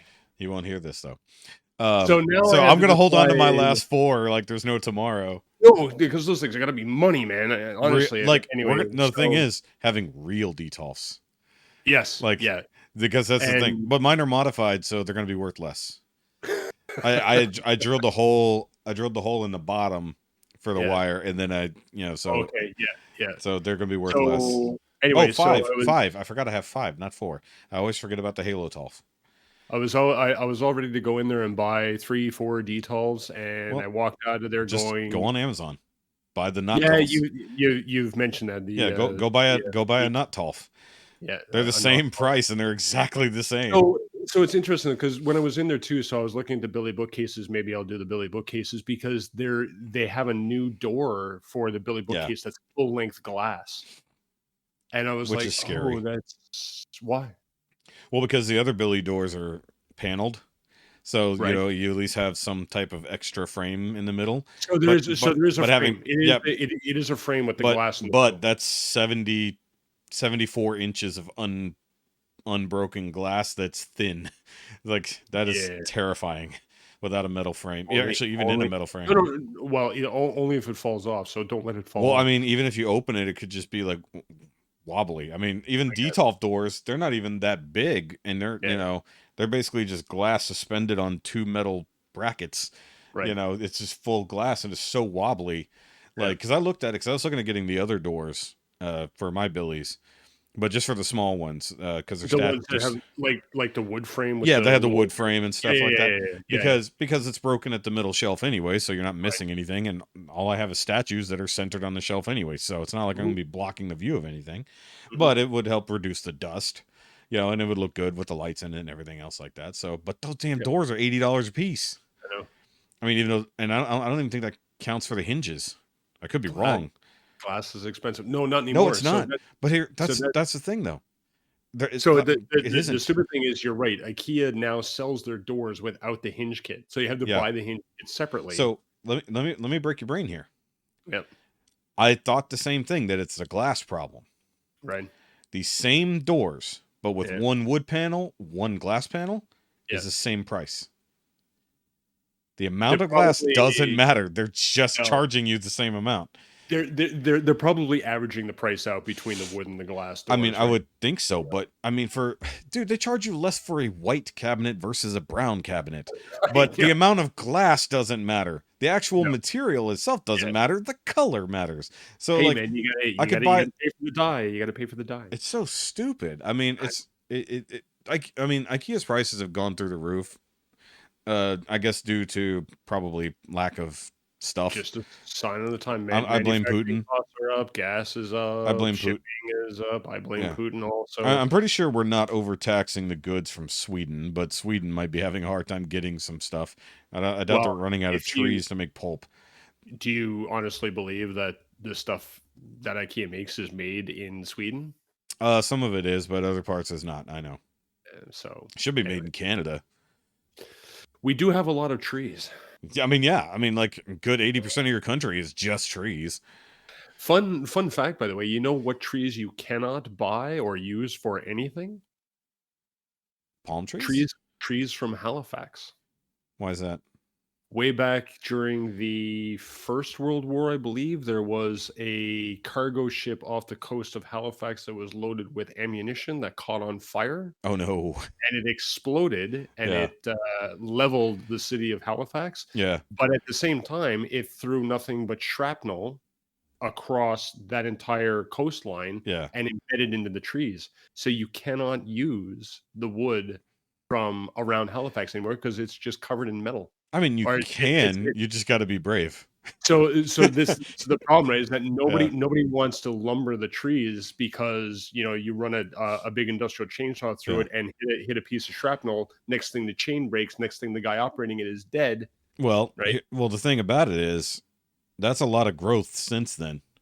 But this is the problem, is that the metal is embedded in the tree but if the trees have gotten taller and thicker.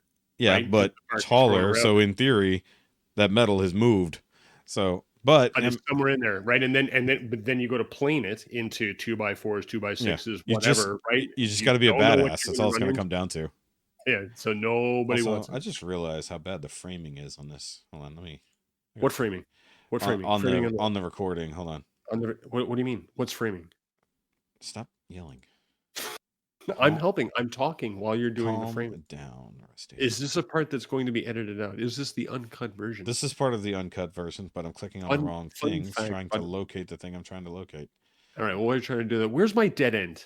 That's a good question, Rusty. I'm gonna do a Rusty rant for 30 seconds while. Okay, yeah. So I will give you 2 minutes.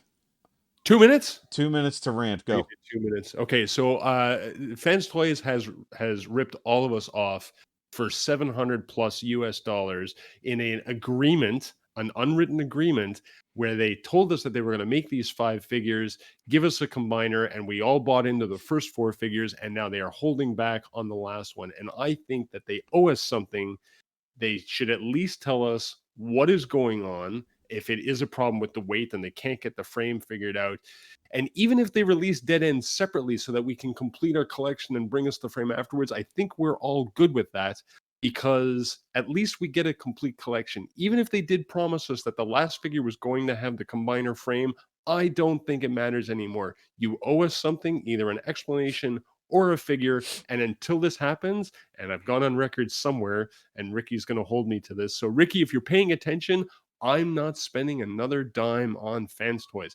That does not mean that I will not buy a Fans Toys figure, because I do still want to do reviews for people, but it means I will be immediately selling it to somebody else so that I'm not spending the money. And that has been a Rusty's rant. I bet that was legitimately 40 seconds. Think so? Yeah. I do talk fast. Yeah. So actually it was rough, not even a minute.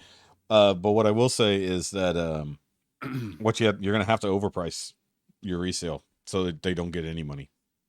No, I know. You're going to have to overcharge like by $1, so you're at least getting out on top of that. $1. Yeah, at least $1 over. Now it can be any dollar you want. It could be a US dollar, it could be a Canadian dollar, it could be an Australian dollar, whichever currency you wish to inflate. My shipping, that's where I get the inflation. By the way, those of you out there in the planet, and I know that you have 40 whole subscribers or something. There's no one in the planet. We're all on the outside. On the planet. Those of you on the planet that are out there putting up pre-orders for Dead End because it's going to be released soon, you're all assholes. Knock it off. There. I'm good. Close enough. Close enough? Yeah. Did you fix the framing issue? No, well, the thing is, like, when I have the dual screen up like this, like your side has just a little bit more black edge to it than mine, because mine's right up against the gray bar over here off to the side, so I have it cropped. So it's just when I'm looking at it, it's just enough to be annoying. But I did fix it just a hair. To you. Yeah. So, well, the thing is, like, okay, you see the green square that comes up to highlight who's talking? Yes. Mine was cut off. Now it's not. So that actually is a... So you feel better? You're okay I do, in fact. It is. We've only been talking for like 2 hours. It has not been 2 hours. It has been an hour and 28 minutes. It's okay. And we haven't even gotten to the bulk of what I wanted to talk about. COVID and daylight savings time has completely screwed up my perception of time. Please, what would you like to talk about, Shoki? What is your main topic? I want to talk about beer, Rusty. Oh, I love beer. Look, I know. I'm not drinking a beer currently, but I will be. Why don't you drink? So, okay, anyway. So I wanted to bring this up because it was brought to my attention by the lovely and talented Jensen Ackles of Supernatural fame, but now of The Boys and of the Rust movie that no one will ever see. The Rust movie. Yeah, so he was actually in the movie, the Alec Baldwin Rust movie. So he's actually in that movie. Right. And we'll never. I've heard of this movie. What movie? We talked about it a lot, surprisingly. I know we did. Anyway, so let me go scroll over and find the damn thing because I've opened too many windows since. Where did it go? Do I have to provide more filler? I'm out of filler right now. Dang it! No, I know what I did. Is I closed one window that I was looking at. Excuse me. Sorry. Any of you who are watching this should have smashed the like button by now, because this is the most entertaining. All two of you should have definitely hit that like button. Where did it go? I had it brought up. Most entertaining. Let me just go back to his thing. Oh, there it is, right here. Okay, so I was looking for the website. Okay. So what he posted. So for those who don't know, Jensen Ackles started a brewery here in Texas back in 2018. It's called Family Business Beer Co. And that is, of course, a reference to Supernatural, because the family business. Never watched it. You should. It's a good show. No, it's only 15 seasons, Rusty. I'll get right on that. It's only. I mean, honestly, you could quit at 5. 24 episodes each season? No, there's a couple short seasons. Not happening. Yeah, go ahead. I mean, you honestly could just get away watching the first 5 and just end it after the first arc. And 5 episodes or 5 seasons? Seasons. Because the first 5 seasons is a complete arc, and they could have just dropped it right there and been on. Either way, back to what we're talking about. So, because he is invested in a Texas brewery, there are certain laws here in Texas that are absolutely stupid, such as the fact that wineries and other things that are not beer can self-distribute, and they can sell directly to the consumer and ship directly to the consumer. and some, and even like wineries are sort of not held anywhere near in the same regard as beer. Okay. We have been behind for more than 20 years on beer legislation. Okay. So his company, along with others, have come together and they've created a thing called craftpack.org. So that's craft as in craft beer and pack, PAC, .org. Let me go to the website just real quick. This is what happened. I had it open, but then I Googled the bar thing that you told me about. And so that's why I lost it. So this is my fault. Slightly. Okay. It's actually my browser's fault for not opening it in a new tab instead. Okay, so basically, craftpack.org, I will read this to you here. It says, the craft beer industry contributes $4.5 billion to the Texas economy, creating more than 30,000 small businesses and manufacturing jobs. Yet when it comes to breweries per capita, Texas ranks 47th. This means the industry still has a lot of room to grow, but we need to fix anti-competitive laws holding small brewers back. So if you're a big brewer, you have millions of dollars, you can do mostly whatever the hell you want. Especially if you've sold out to TABC, who decides whatever laws are happening. Honestly, we need legislation to just abolish TABC because it's bullshit. They're the middleman. They're the mob. Okay. They take money both from the distributors and from the creators. Okay. So they make money buying both ways. It's bullshit. So, all right, direct-to-consumer shipping delivers new choice for Texas beer fans in rural areas where craft beer is less accessible. I actually just talked about this because I went to a brewery out in the middle of nowhere, and it'd be nice to be able to get their beers just sent to me. Yep. All right, it also opens up a chance for you to be able to enjoy your favorite beers from your travels around the state that don't make it to your area through traditional distribution methods. So like the local brewery I go to, they said, fuck it, we're not distributing anymore except for who wants our stuff. You can't get it in grocery stores anymore because they were losing thousands upon thousands of dollars on beer just sitting on the shelf, not being pushed, and then being bought back at a loss. Right. So if you could just ship it to somebody, say I wanted a beer, but I didn't feel like going. Yep. They could literally just DoorDash it to me. Right. In theory, if this goes through. Right. So Texas wineries, retailers, and third-party delivery apps all enjoy pathways to ship or deliver alcoholic beverages directly to Texas consumers while complying with state liquor laws and customer age verification requirements. Let's help Texas brewers do the same, giving Texans like you, me, more convenience and choice to access products you demand. So in the next legislature, they want to pass HB 2003 SB 752, whatever number. So It says it proposes new rational and uniform shipping and delivery laws for small producers. So sign a petition below. So I will have this link in the description down below if you want to just sign up.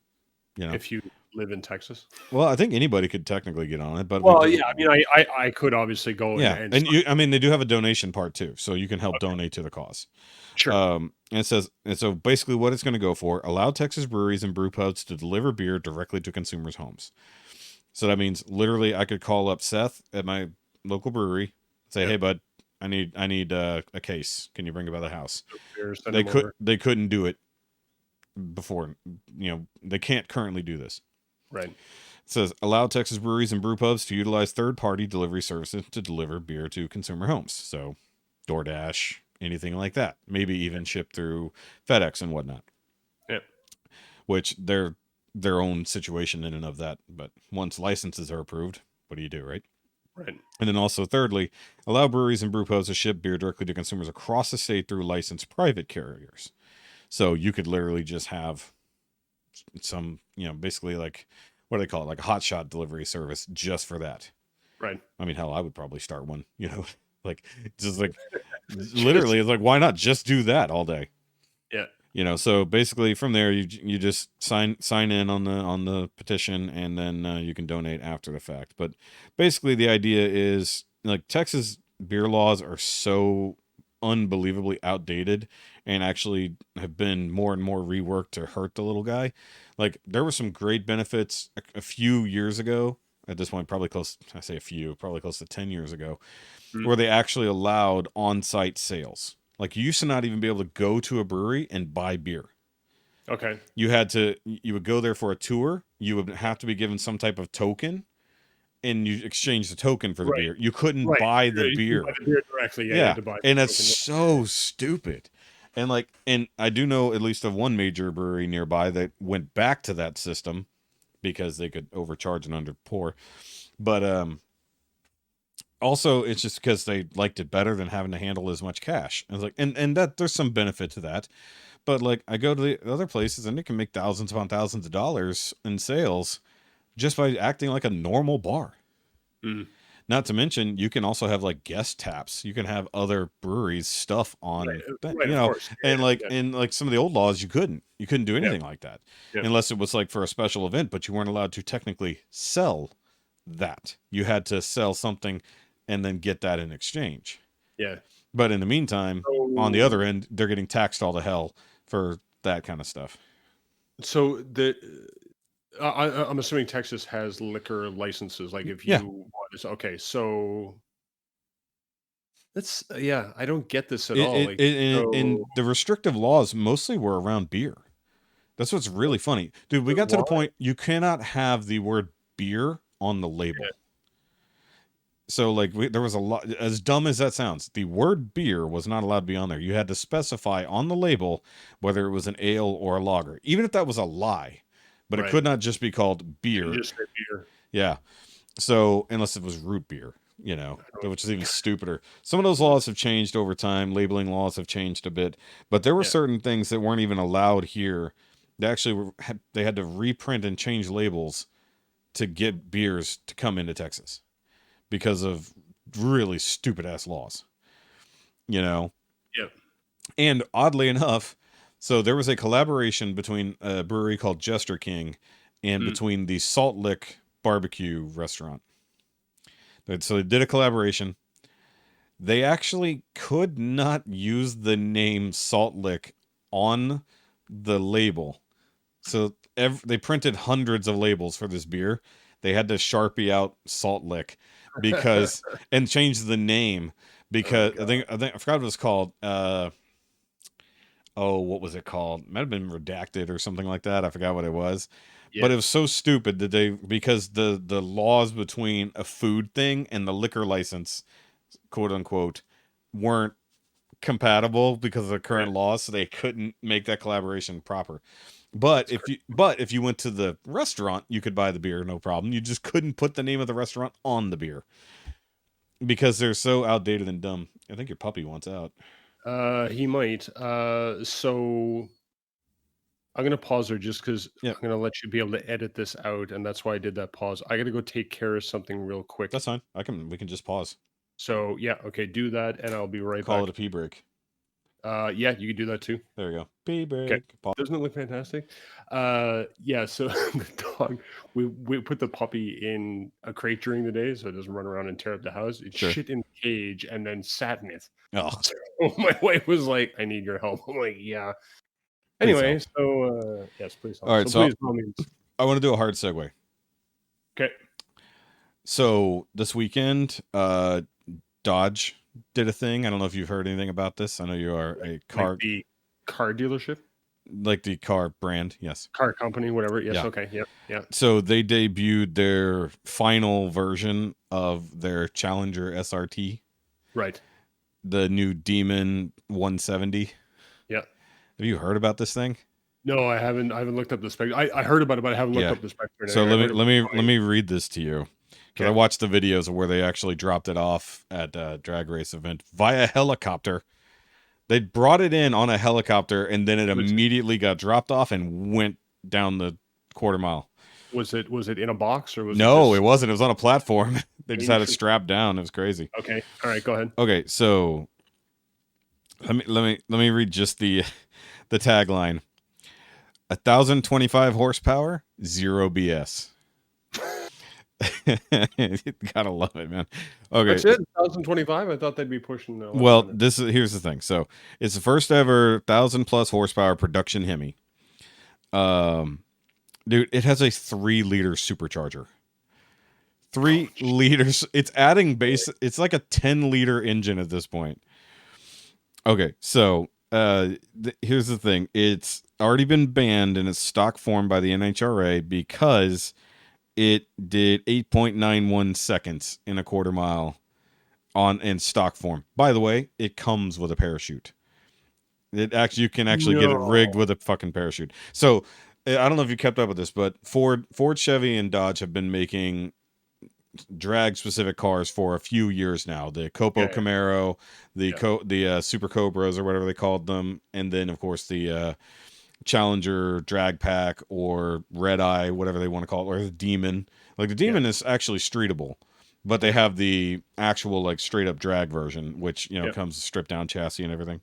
Yep. So this thing did 8.91 at 151 miles an hour. Just blasted through it. And this is a car you can just go to the dealership and buy. So it's a production model car that can run sub 9 seconds. So it's the first one to have over 1,000 horsepower. Hemi. Not the first car, but first Hemi. Yeah. I love this. 40% boost increase. That's insane. 0 to 60 in 1.66 seconds, which is stupid. Absolutely stupid. Yeah. Is your brain not shooting out of your asshole at that point? Yeah, it does, because it actually does 2.004 Gs. Like, it's like it actually has the highest Gs of a production muscle car right now. Like, because like it pushes you back so hard just on the launch. This thing is insane, dude. Like, just for those of you who don't understand what that means, it means if you weigh 150 pounds when you put your foot on the gas in this thing, you now weigh 300 pounds in less than a second. Yeah, 2 Gs is double gravity. Good. In reverse, basically. And it's a limited number. It's only 3,300 of them, and 300 of them are going to Canada. Ooh. For the low price of basically $100,000. You can have one of these. US. Yeah, 100,000 US, but 140 give or take Canadian. Oh, but here's a cool part. If you've already got a 2018 Demon, you can actually do a VIN update.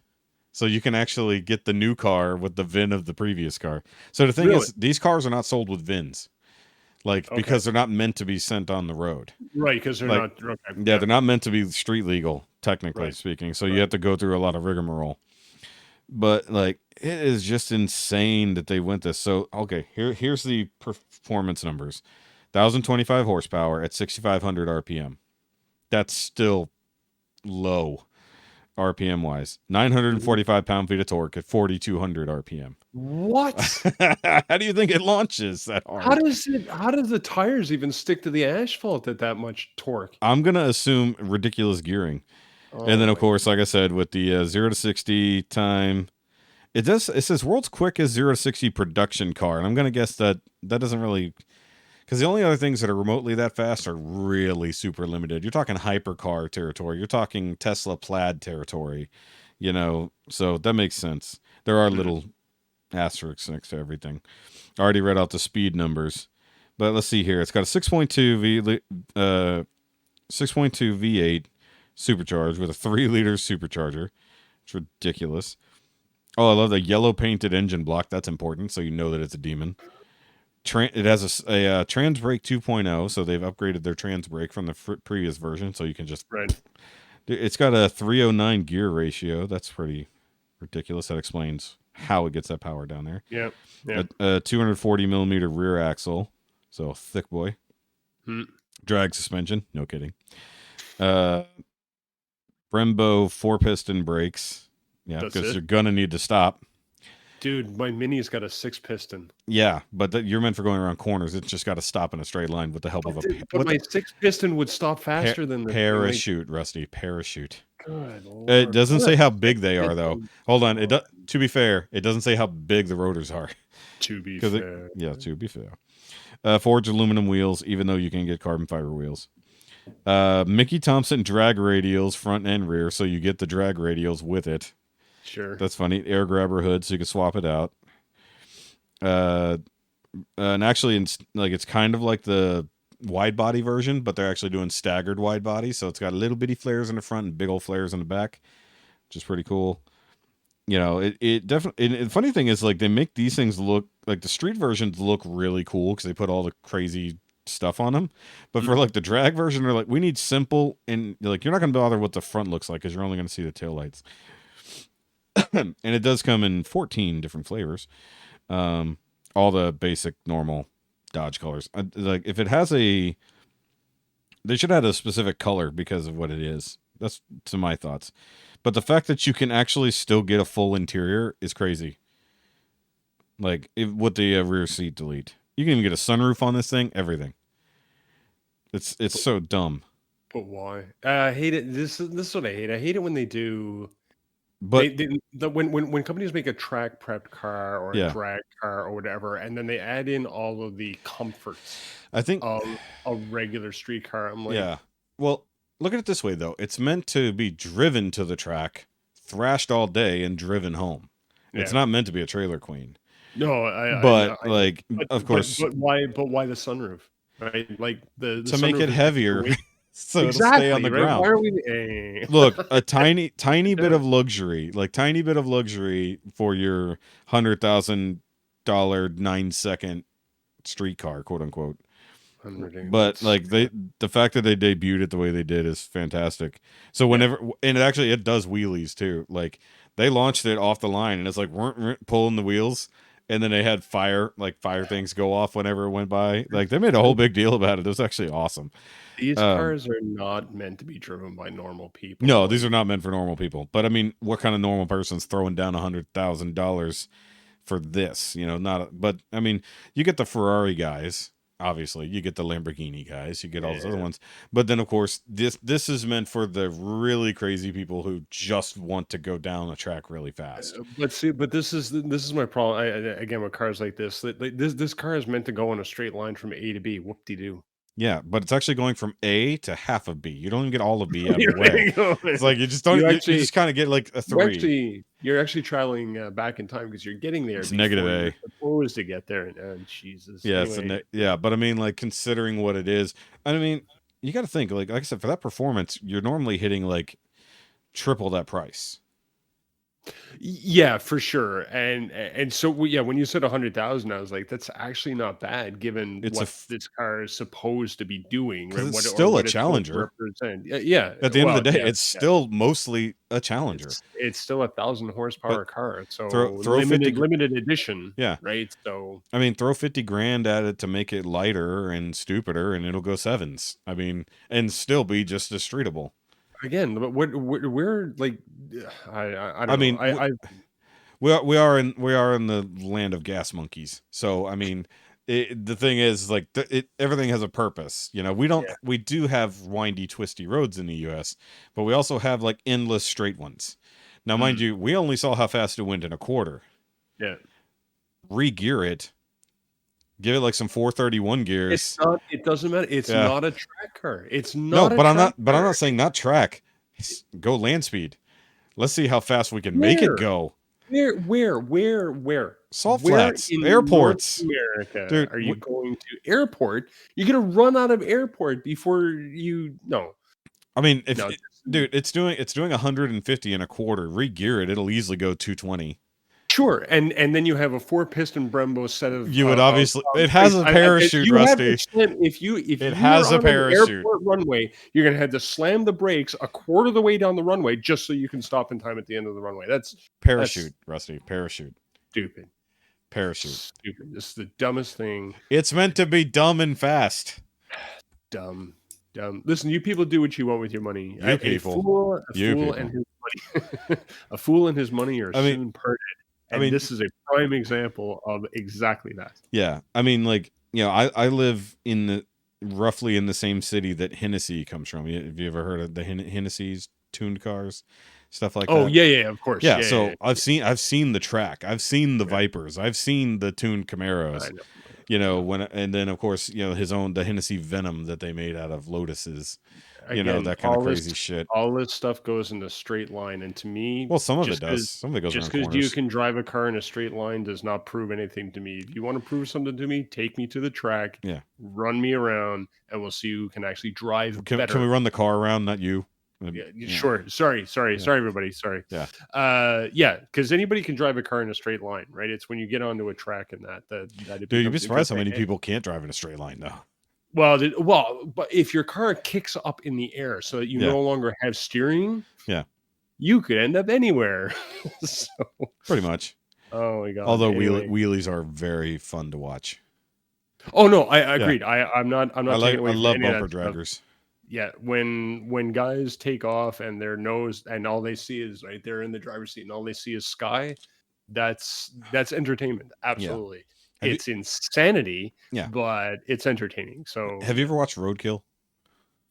No. Okay. Maybe. So it started out as a YouTube channel, and then now is on Motor Trend. So it was David Freiberger and Mike Finnegan from Hot Rod.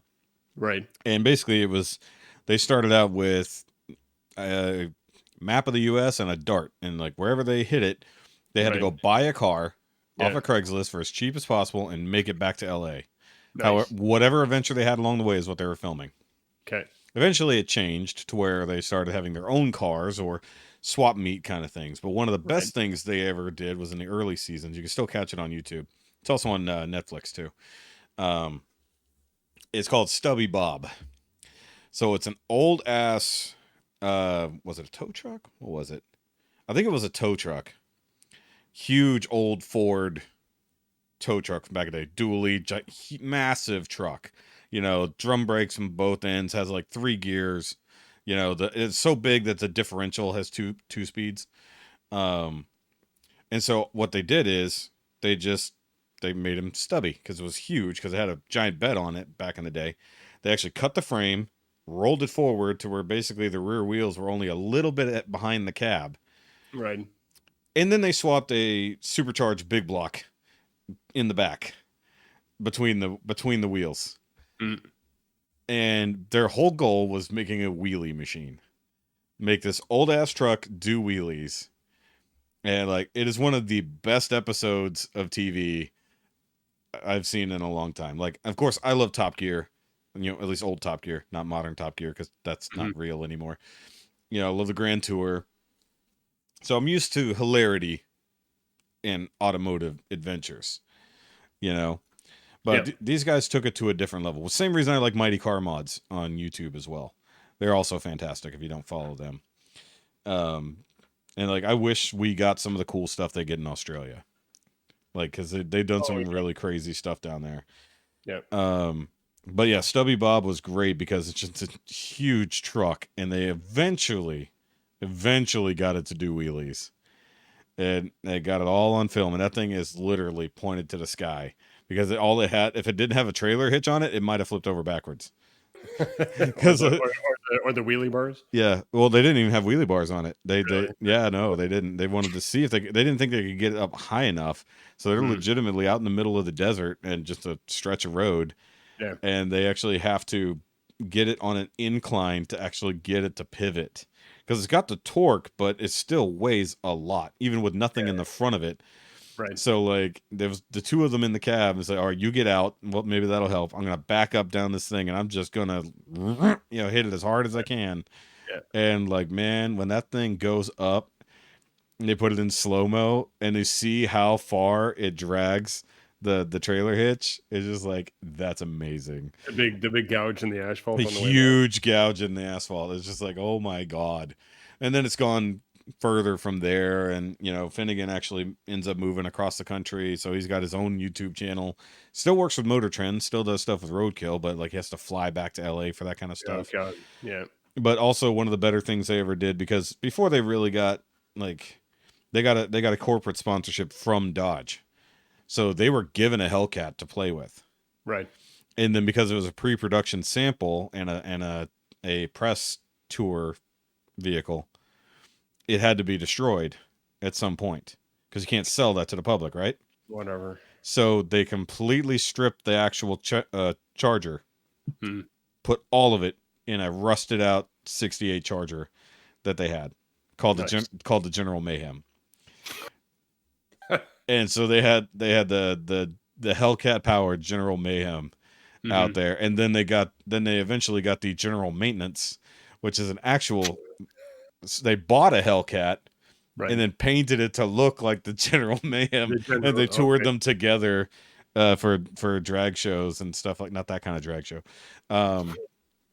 So like, and then they did that until the Dodge sponsorship eventually goes away. But Right. at the first episode they did with the Dodge sponsorship, they had I think they had a Hellcat Challenger, a Hellcat Charger, and a brand new Viper to play with. They just gave it to them, like, go play. They just did whatever the hell they wanted with these ridiculous cars. Yeah. Even a 3-way burnout where they tied them all together. It was a tug of war just to see. Oh, really? Yeah, so it was a 3-way tug of war to see who would go. And they're just sitting there burning tires and stuff like that. This is why women live longer, by the way. It is, but you know, the thing is they also tend to kill us. I'm not gonna go there. I mean, tend to. They can. It's usually with poison, if we're honest. Yeah. But no, yeah, women do less stupid things. They just they're too passive aggressive to do the dumb shit that we do. The latest TikTok trends are like dumb ways to die. Have you seen these like dumb? No. Ways Oh yes, to yeah, die? dumb. Yeah. We watched some of those the other day. I mean, I avoid the TikTok, but I'll see the reels later. This is it. Yeah. But yeah, no. I mean, the Darwin Awards have existed forever. Oh yeah. Yeah. Yeah. So I don't think anybody will ever outdo the original Darwin Award, but who knows? Which It's the one where the guy strapped a the JATO rocket to the roof of the Impala. Yeah. Right, and shot himself off the side of the cliff. And well, he didn't shoot himself off a cliff. He shot himself into a cliff. Well, there was both, right? He was going up a mountain pass, and he just ended up going straight off the road. Yeah, because he went off and he just shot off. Mountain, yeah. I mean, that's one of the earliest ones. I like the one at the Metallica concert better. Where have you heard this one? Nope. Okay, so these guys are basically so next morning after a Metallica concert, security notices smoke coming out of a retention pond. They're like, okay, what the hell? Yeah. And they go over to inspect, and there's a big hole in the fence, and they look down, and there's what's left of a burning truck. And they eventually find 2 dead bodies under it and 1 dead body in the cab. Okay. And they're like, what the hell? And then they see some rope, and they see a few other things. One of the bodies has been stabbed. So they're like, what the hell happened here? So basically, these guys could not get tickets to the Metallica concert. So they thought they would do the old-fashioned way and try to sneak in.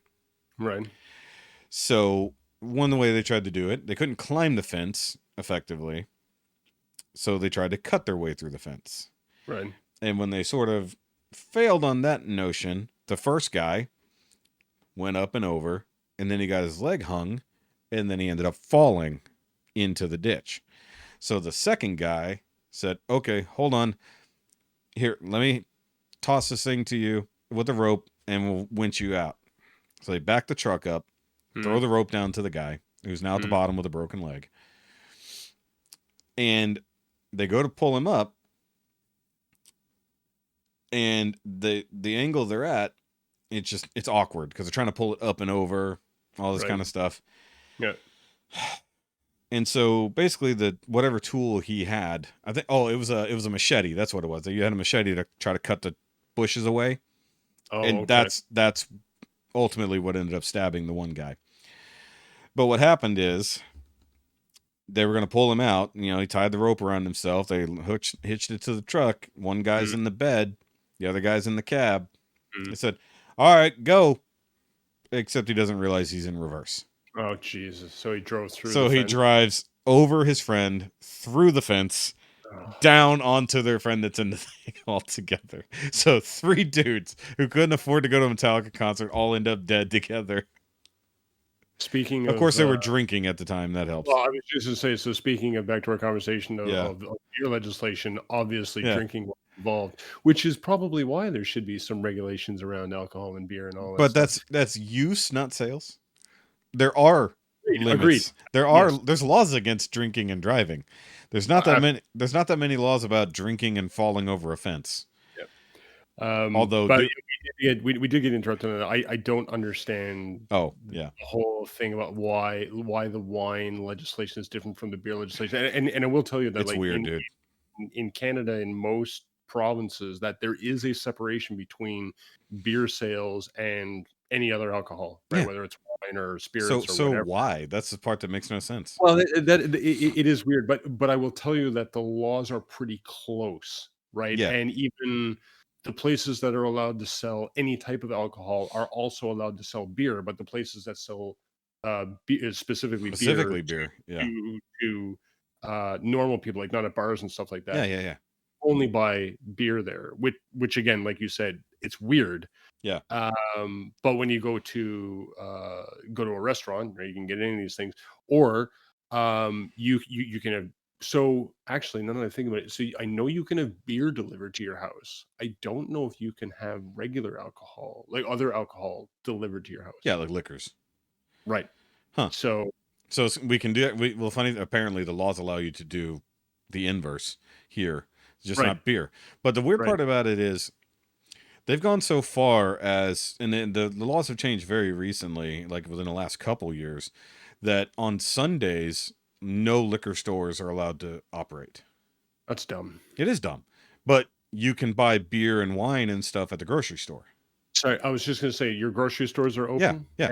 So, but like say Specs, our local liquor store, it's a huge chain, right? They're not allowed to be open on Sundays. But the thing is, the other part of the law is if you were at a place like a restaurant, for instance. And by the way, bars are allowed to be open. Right. But the store is not allowed to be open. But if you went to a bar, you could not do any alcohol sales before noon on Sundays.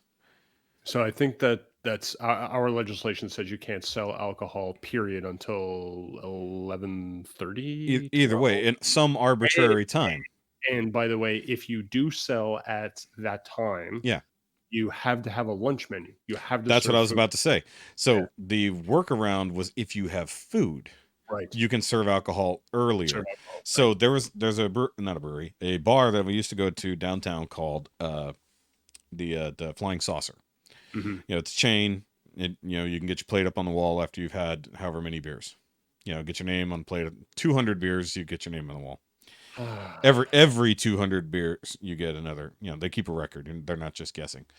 But either way, and yes, I do have one up on the wall. So, but it used to be because on Sundays, because their food menu was very limited as it was, but they wanted to be able to open at a certain time. They actually would just give you saltine crackers, and then they could serve you beer.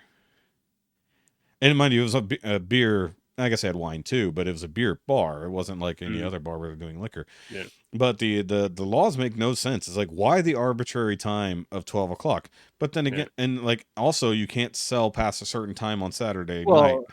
But it's all it all has to do with our social rules and stuff, right? I mean, not serving alcohol on a Sunday, I'm sure probably has to do with it's church. And because up until like I remember when I was growing up that stores weren't allowed to be open on Sunday, right? Because on the exactly. day he rested, blah blah blah blah, right?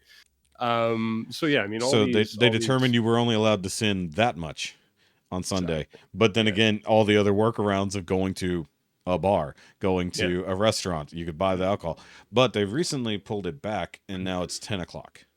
So even if I go to HEB around the corner here, I found out by surprise. Listen, if you need a beer at 10 o'clock in the morning, you might want to go talk to somebody. But maybe what if I'm buying it for lunch, like later? Like the thing, like okay, so I need to go get some wine for a party we're having, and I didn't get it Saturday, so I got to go get it right now. But now I have to wait. You should have planned appropriately the day before, Shoki. Look, alcohol rarely has planning involved. Look, you're a sinner and you're going to hell, and that's all there is. Therefore, I should be allowed to do what I want if I'm already a sinner. If I'm going to hell, why are you putting these restrictions on me?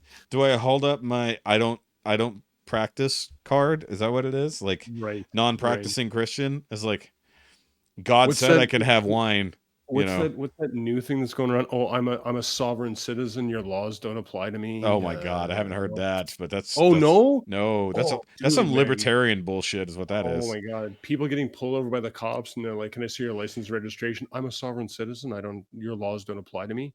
Where did you? I don't know where they came up with that nonsense. Why? What? This ain't the Chaz.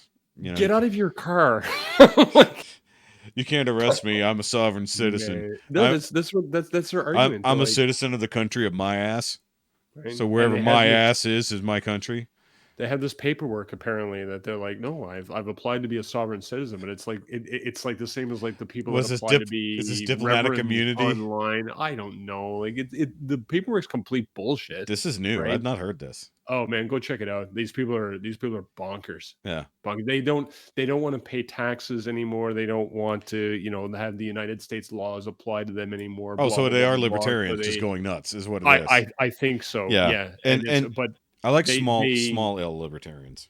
they believe that what they are saying is true because apparently they have paperwork from somewhere that says that they no longer had to pay taxes and that the laws of the United States do not apply to them and blah blah blah blah blah. It's the Church of Scientology.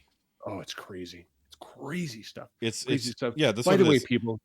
don't be Scientologists. By the way, people, when the police ask you to do something, just be polite.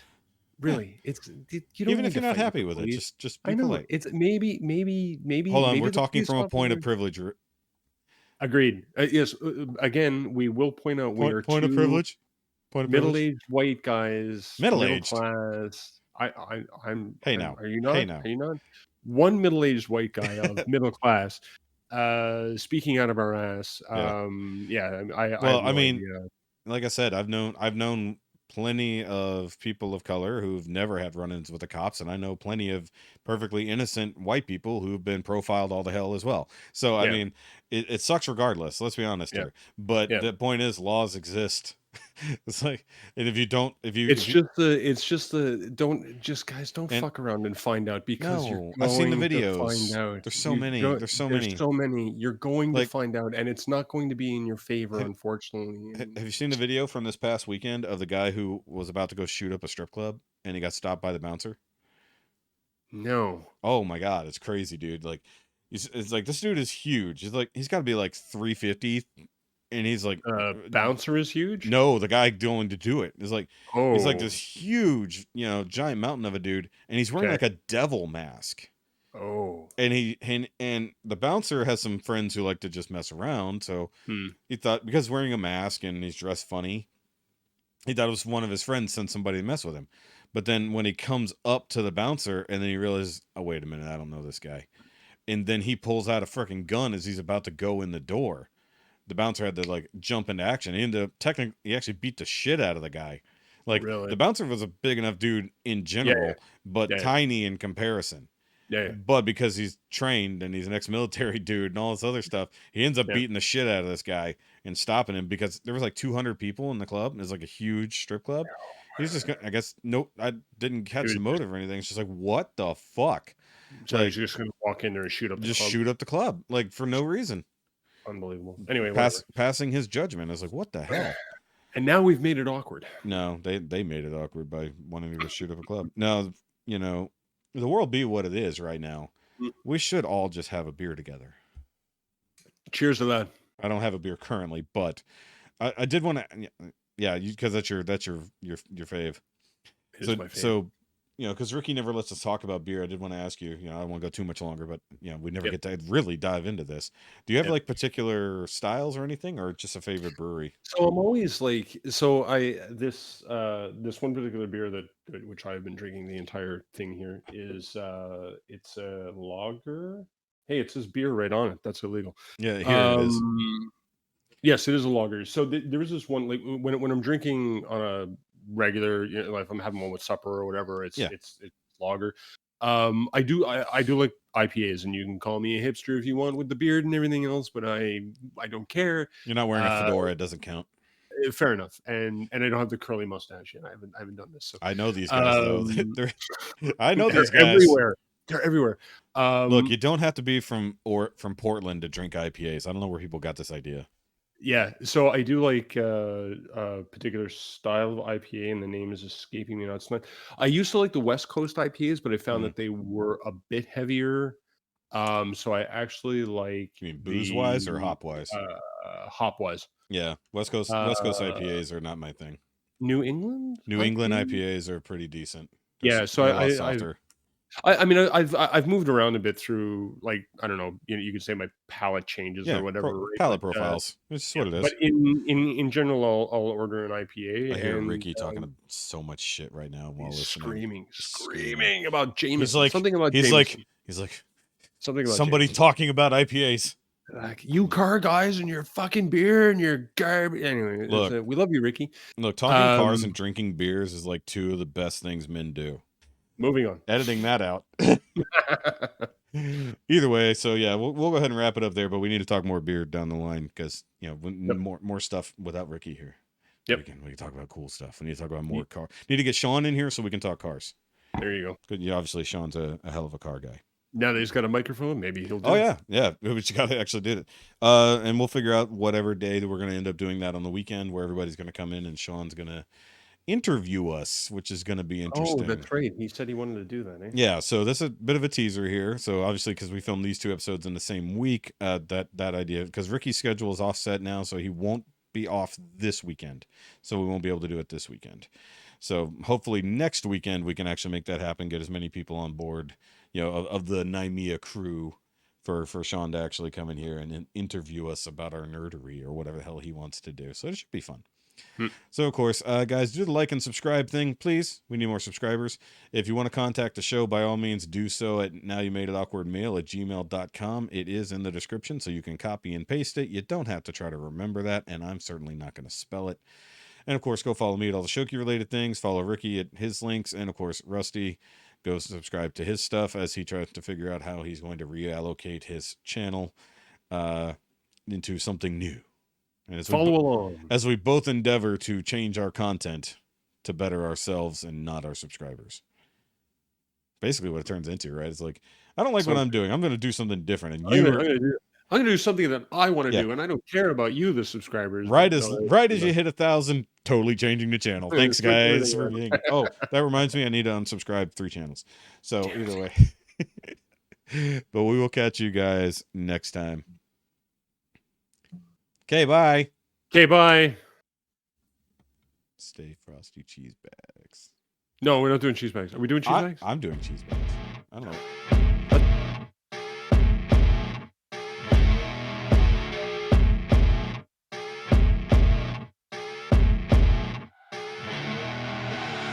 I see her rolling up, Uber black Cadillac, high heel boots and a sexy body full of tats.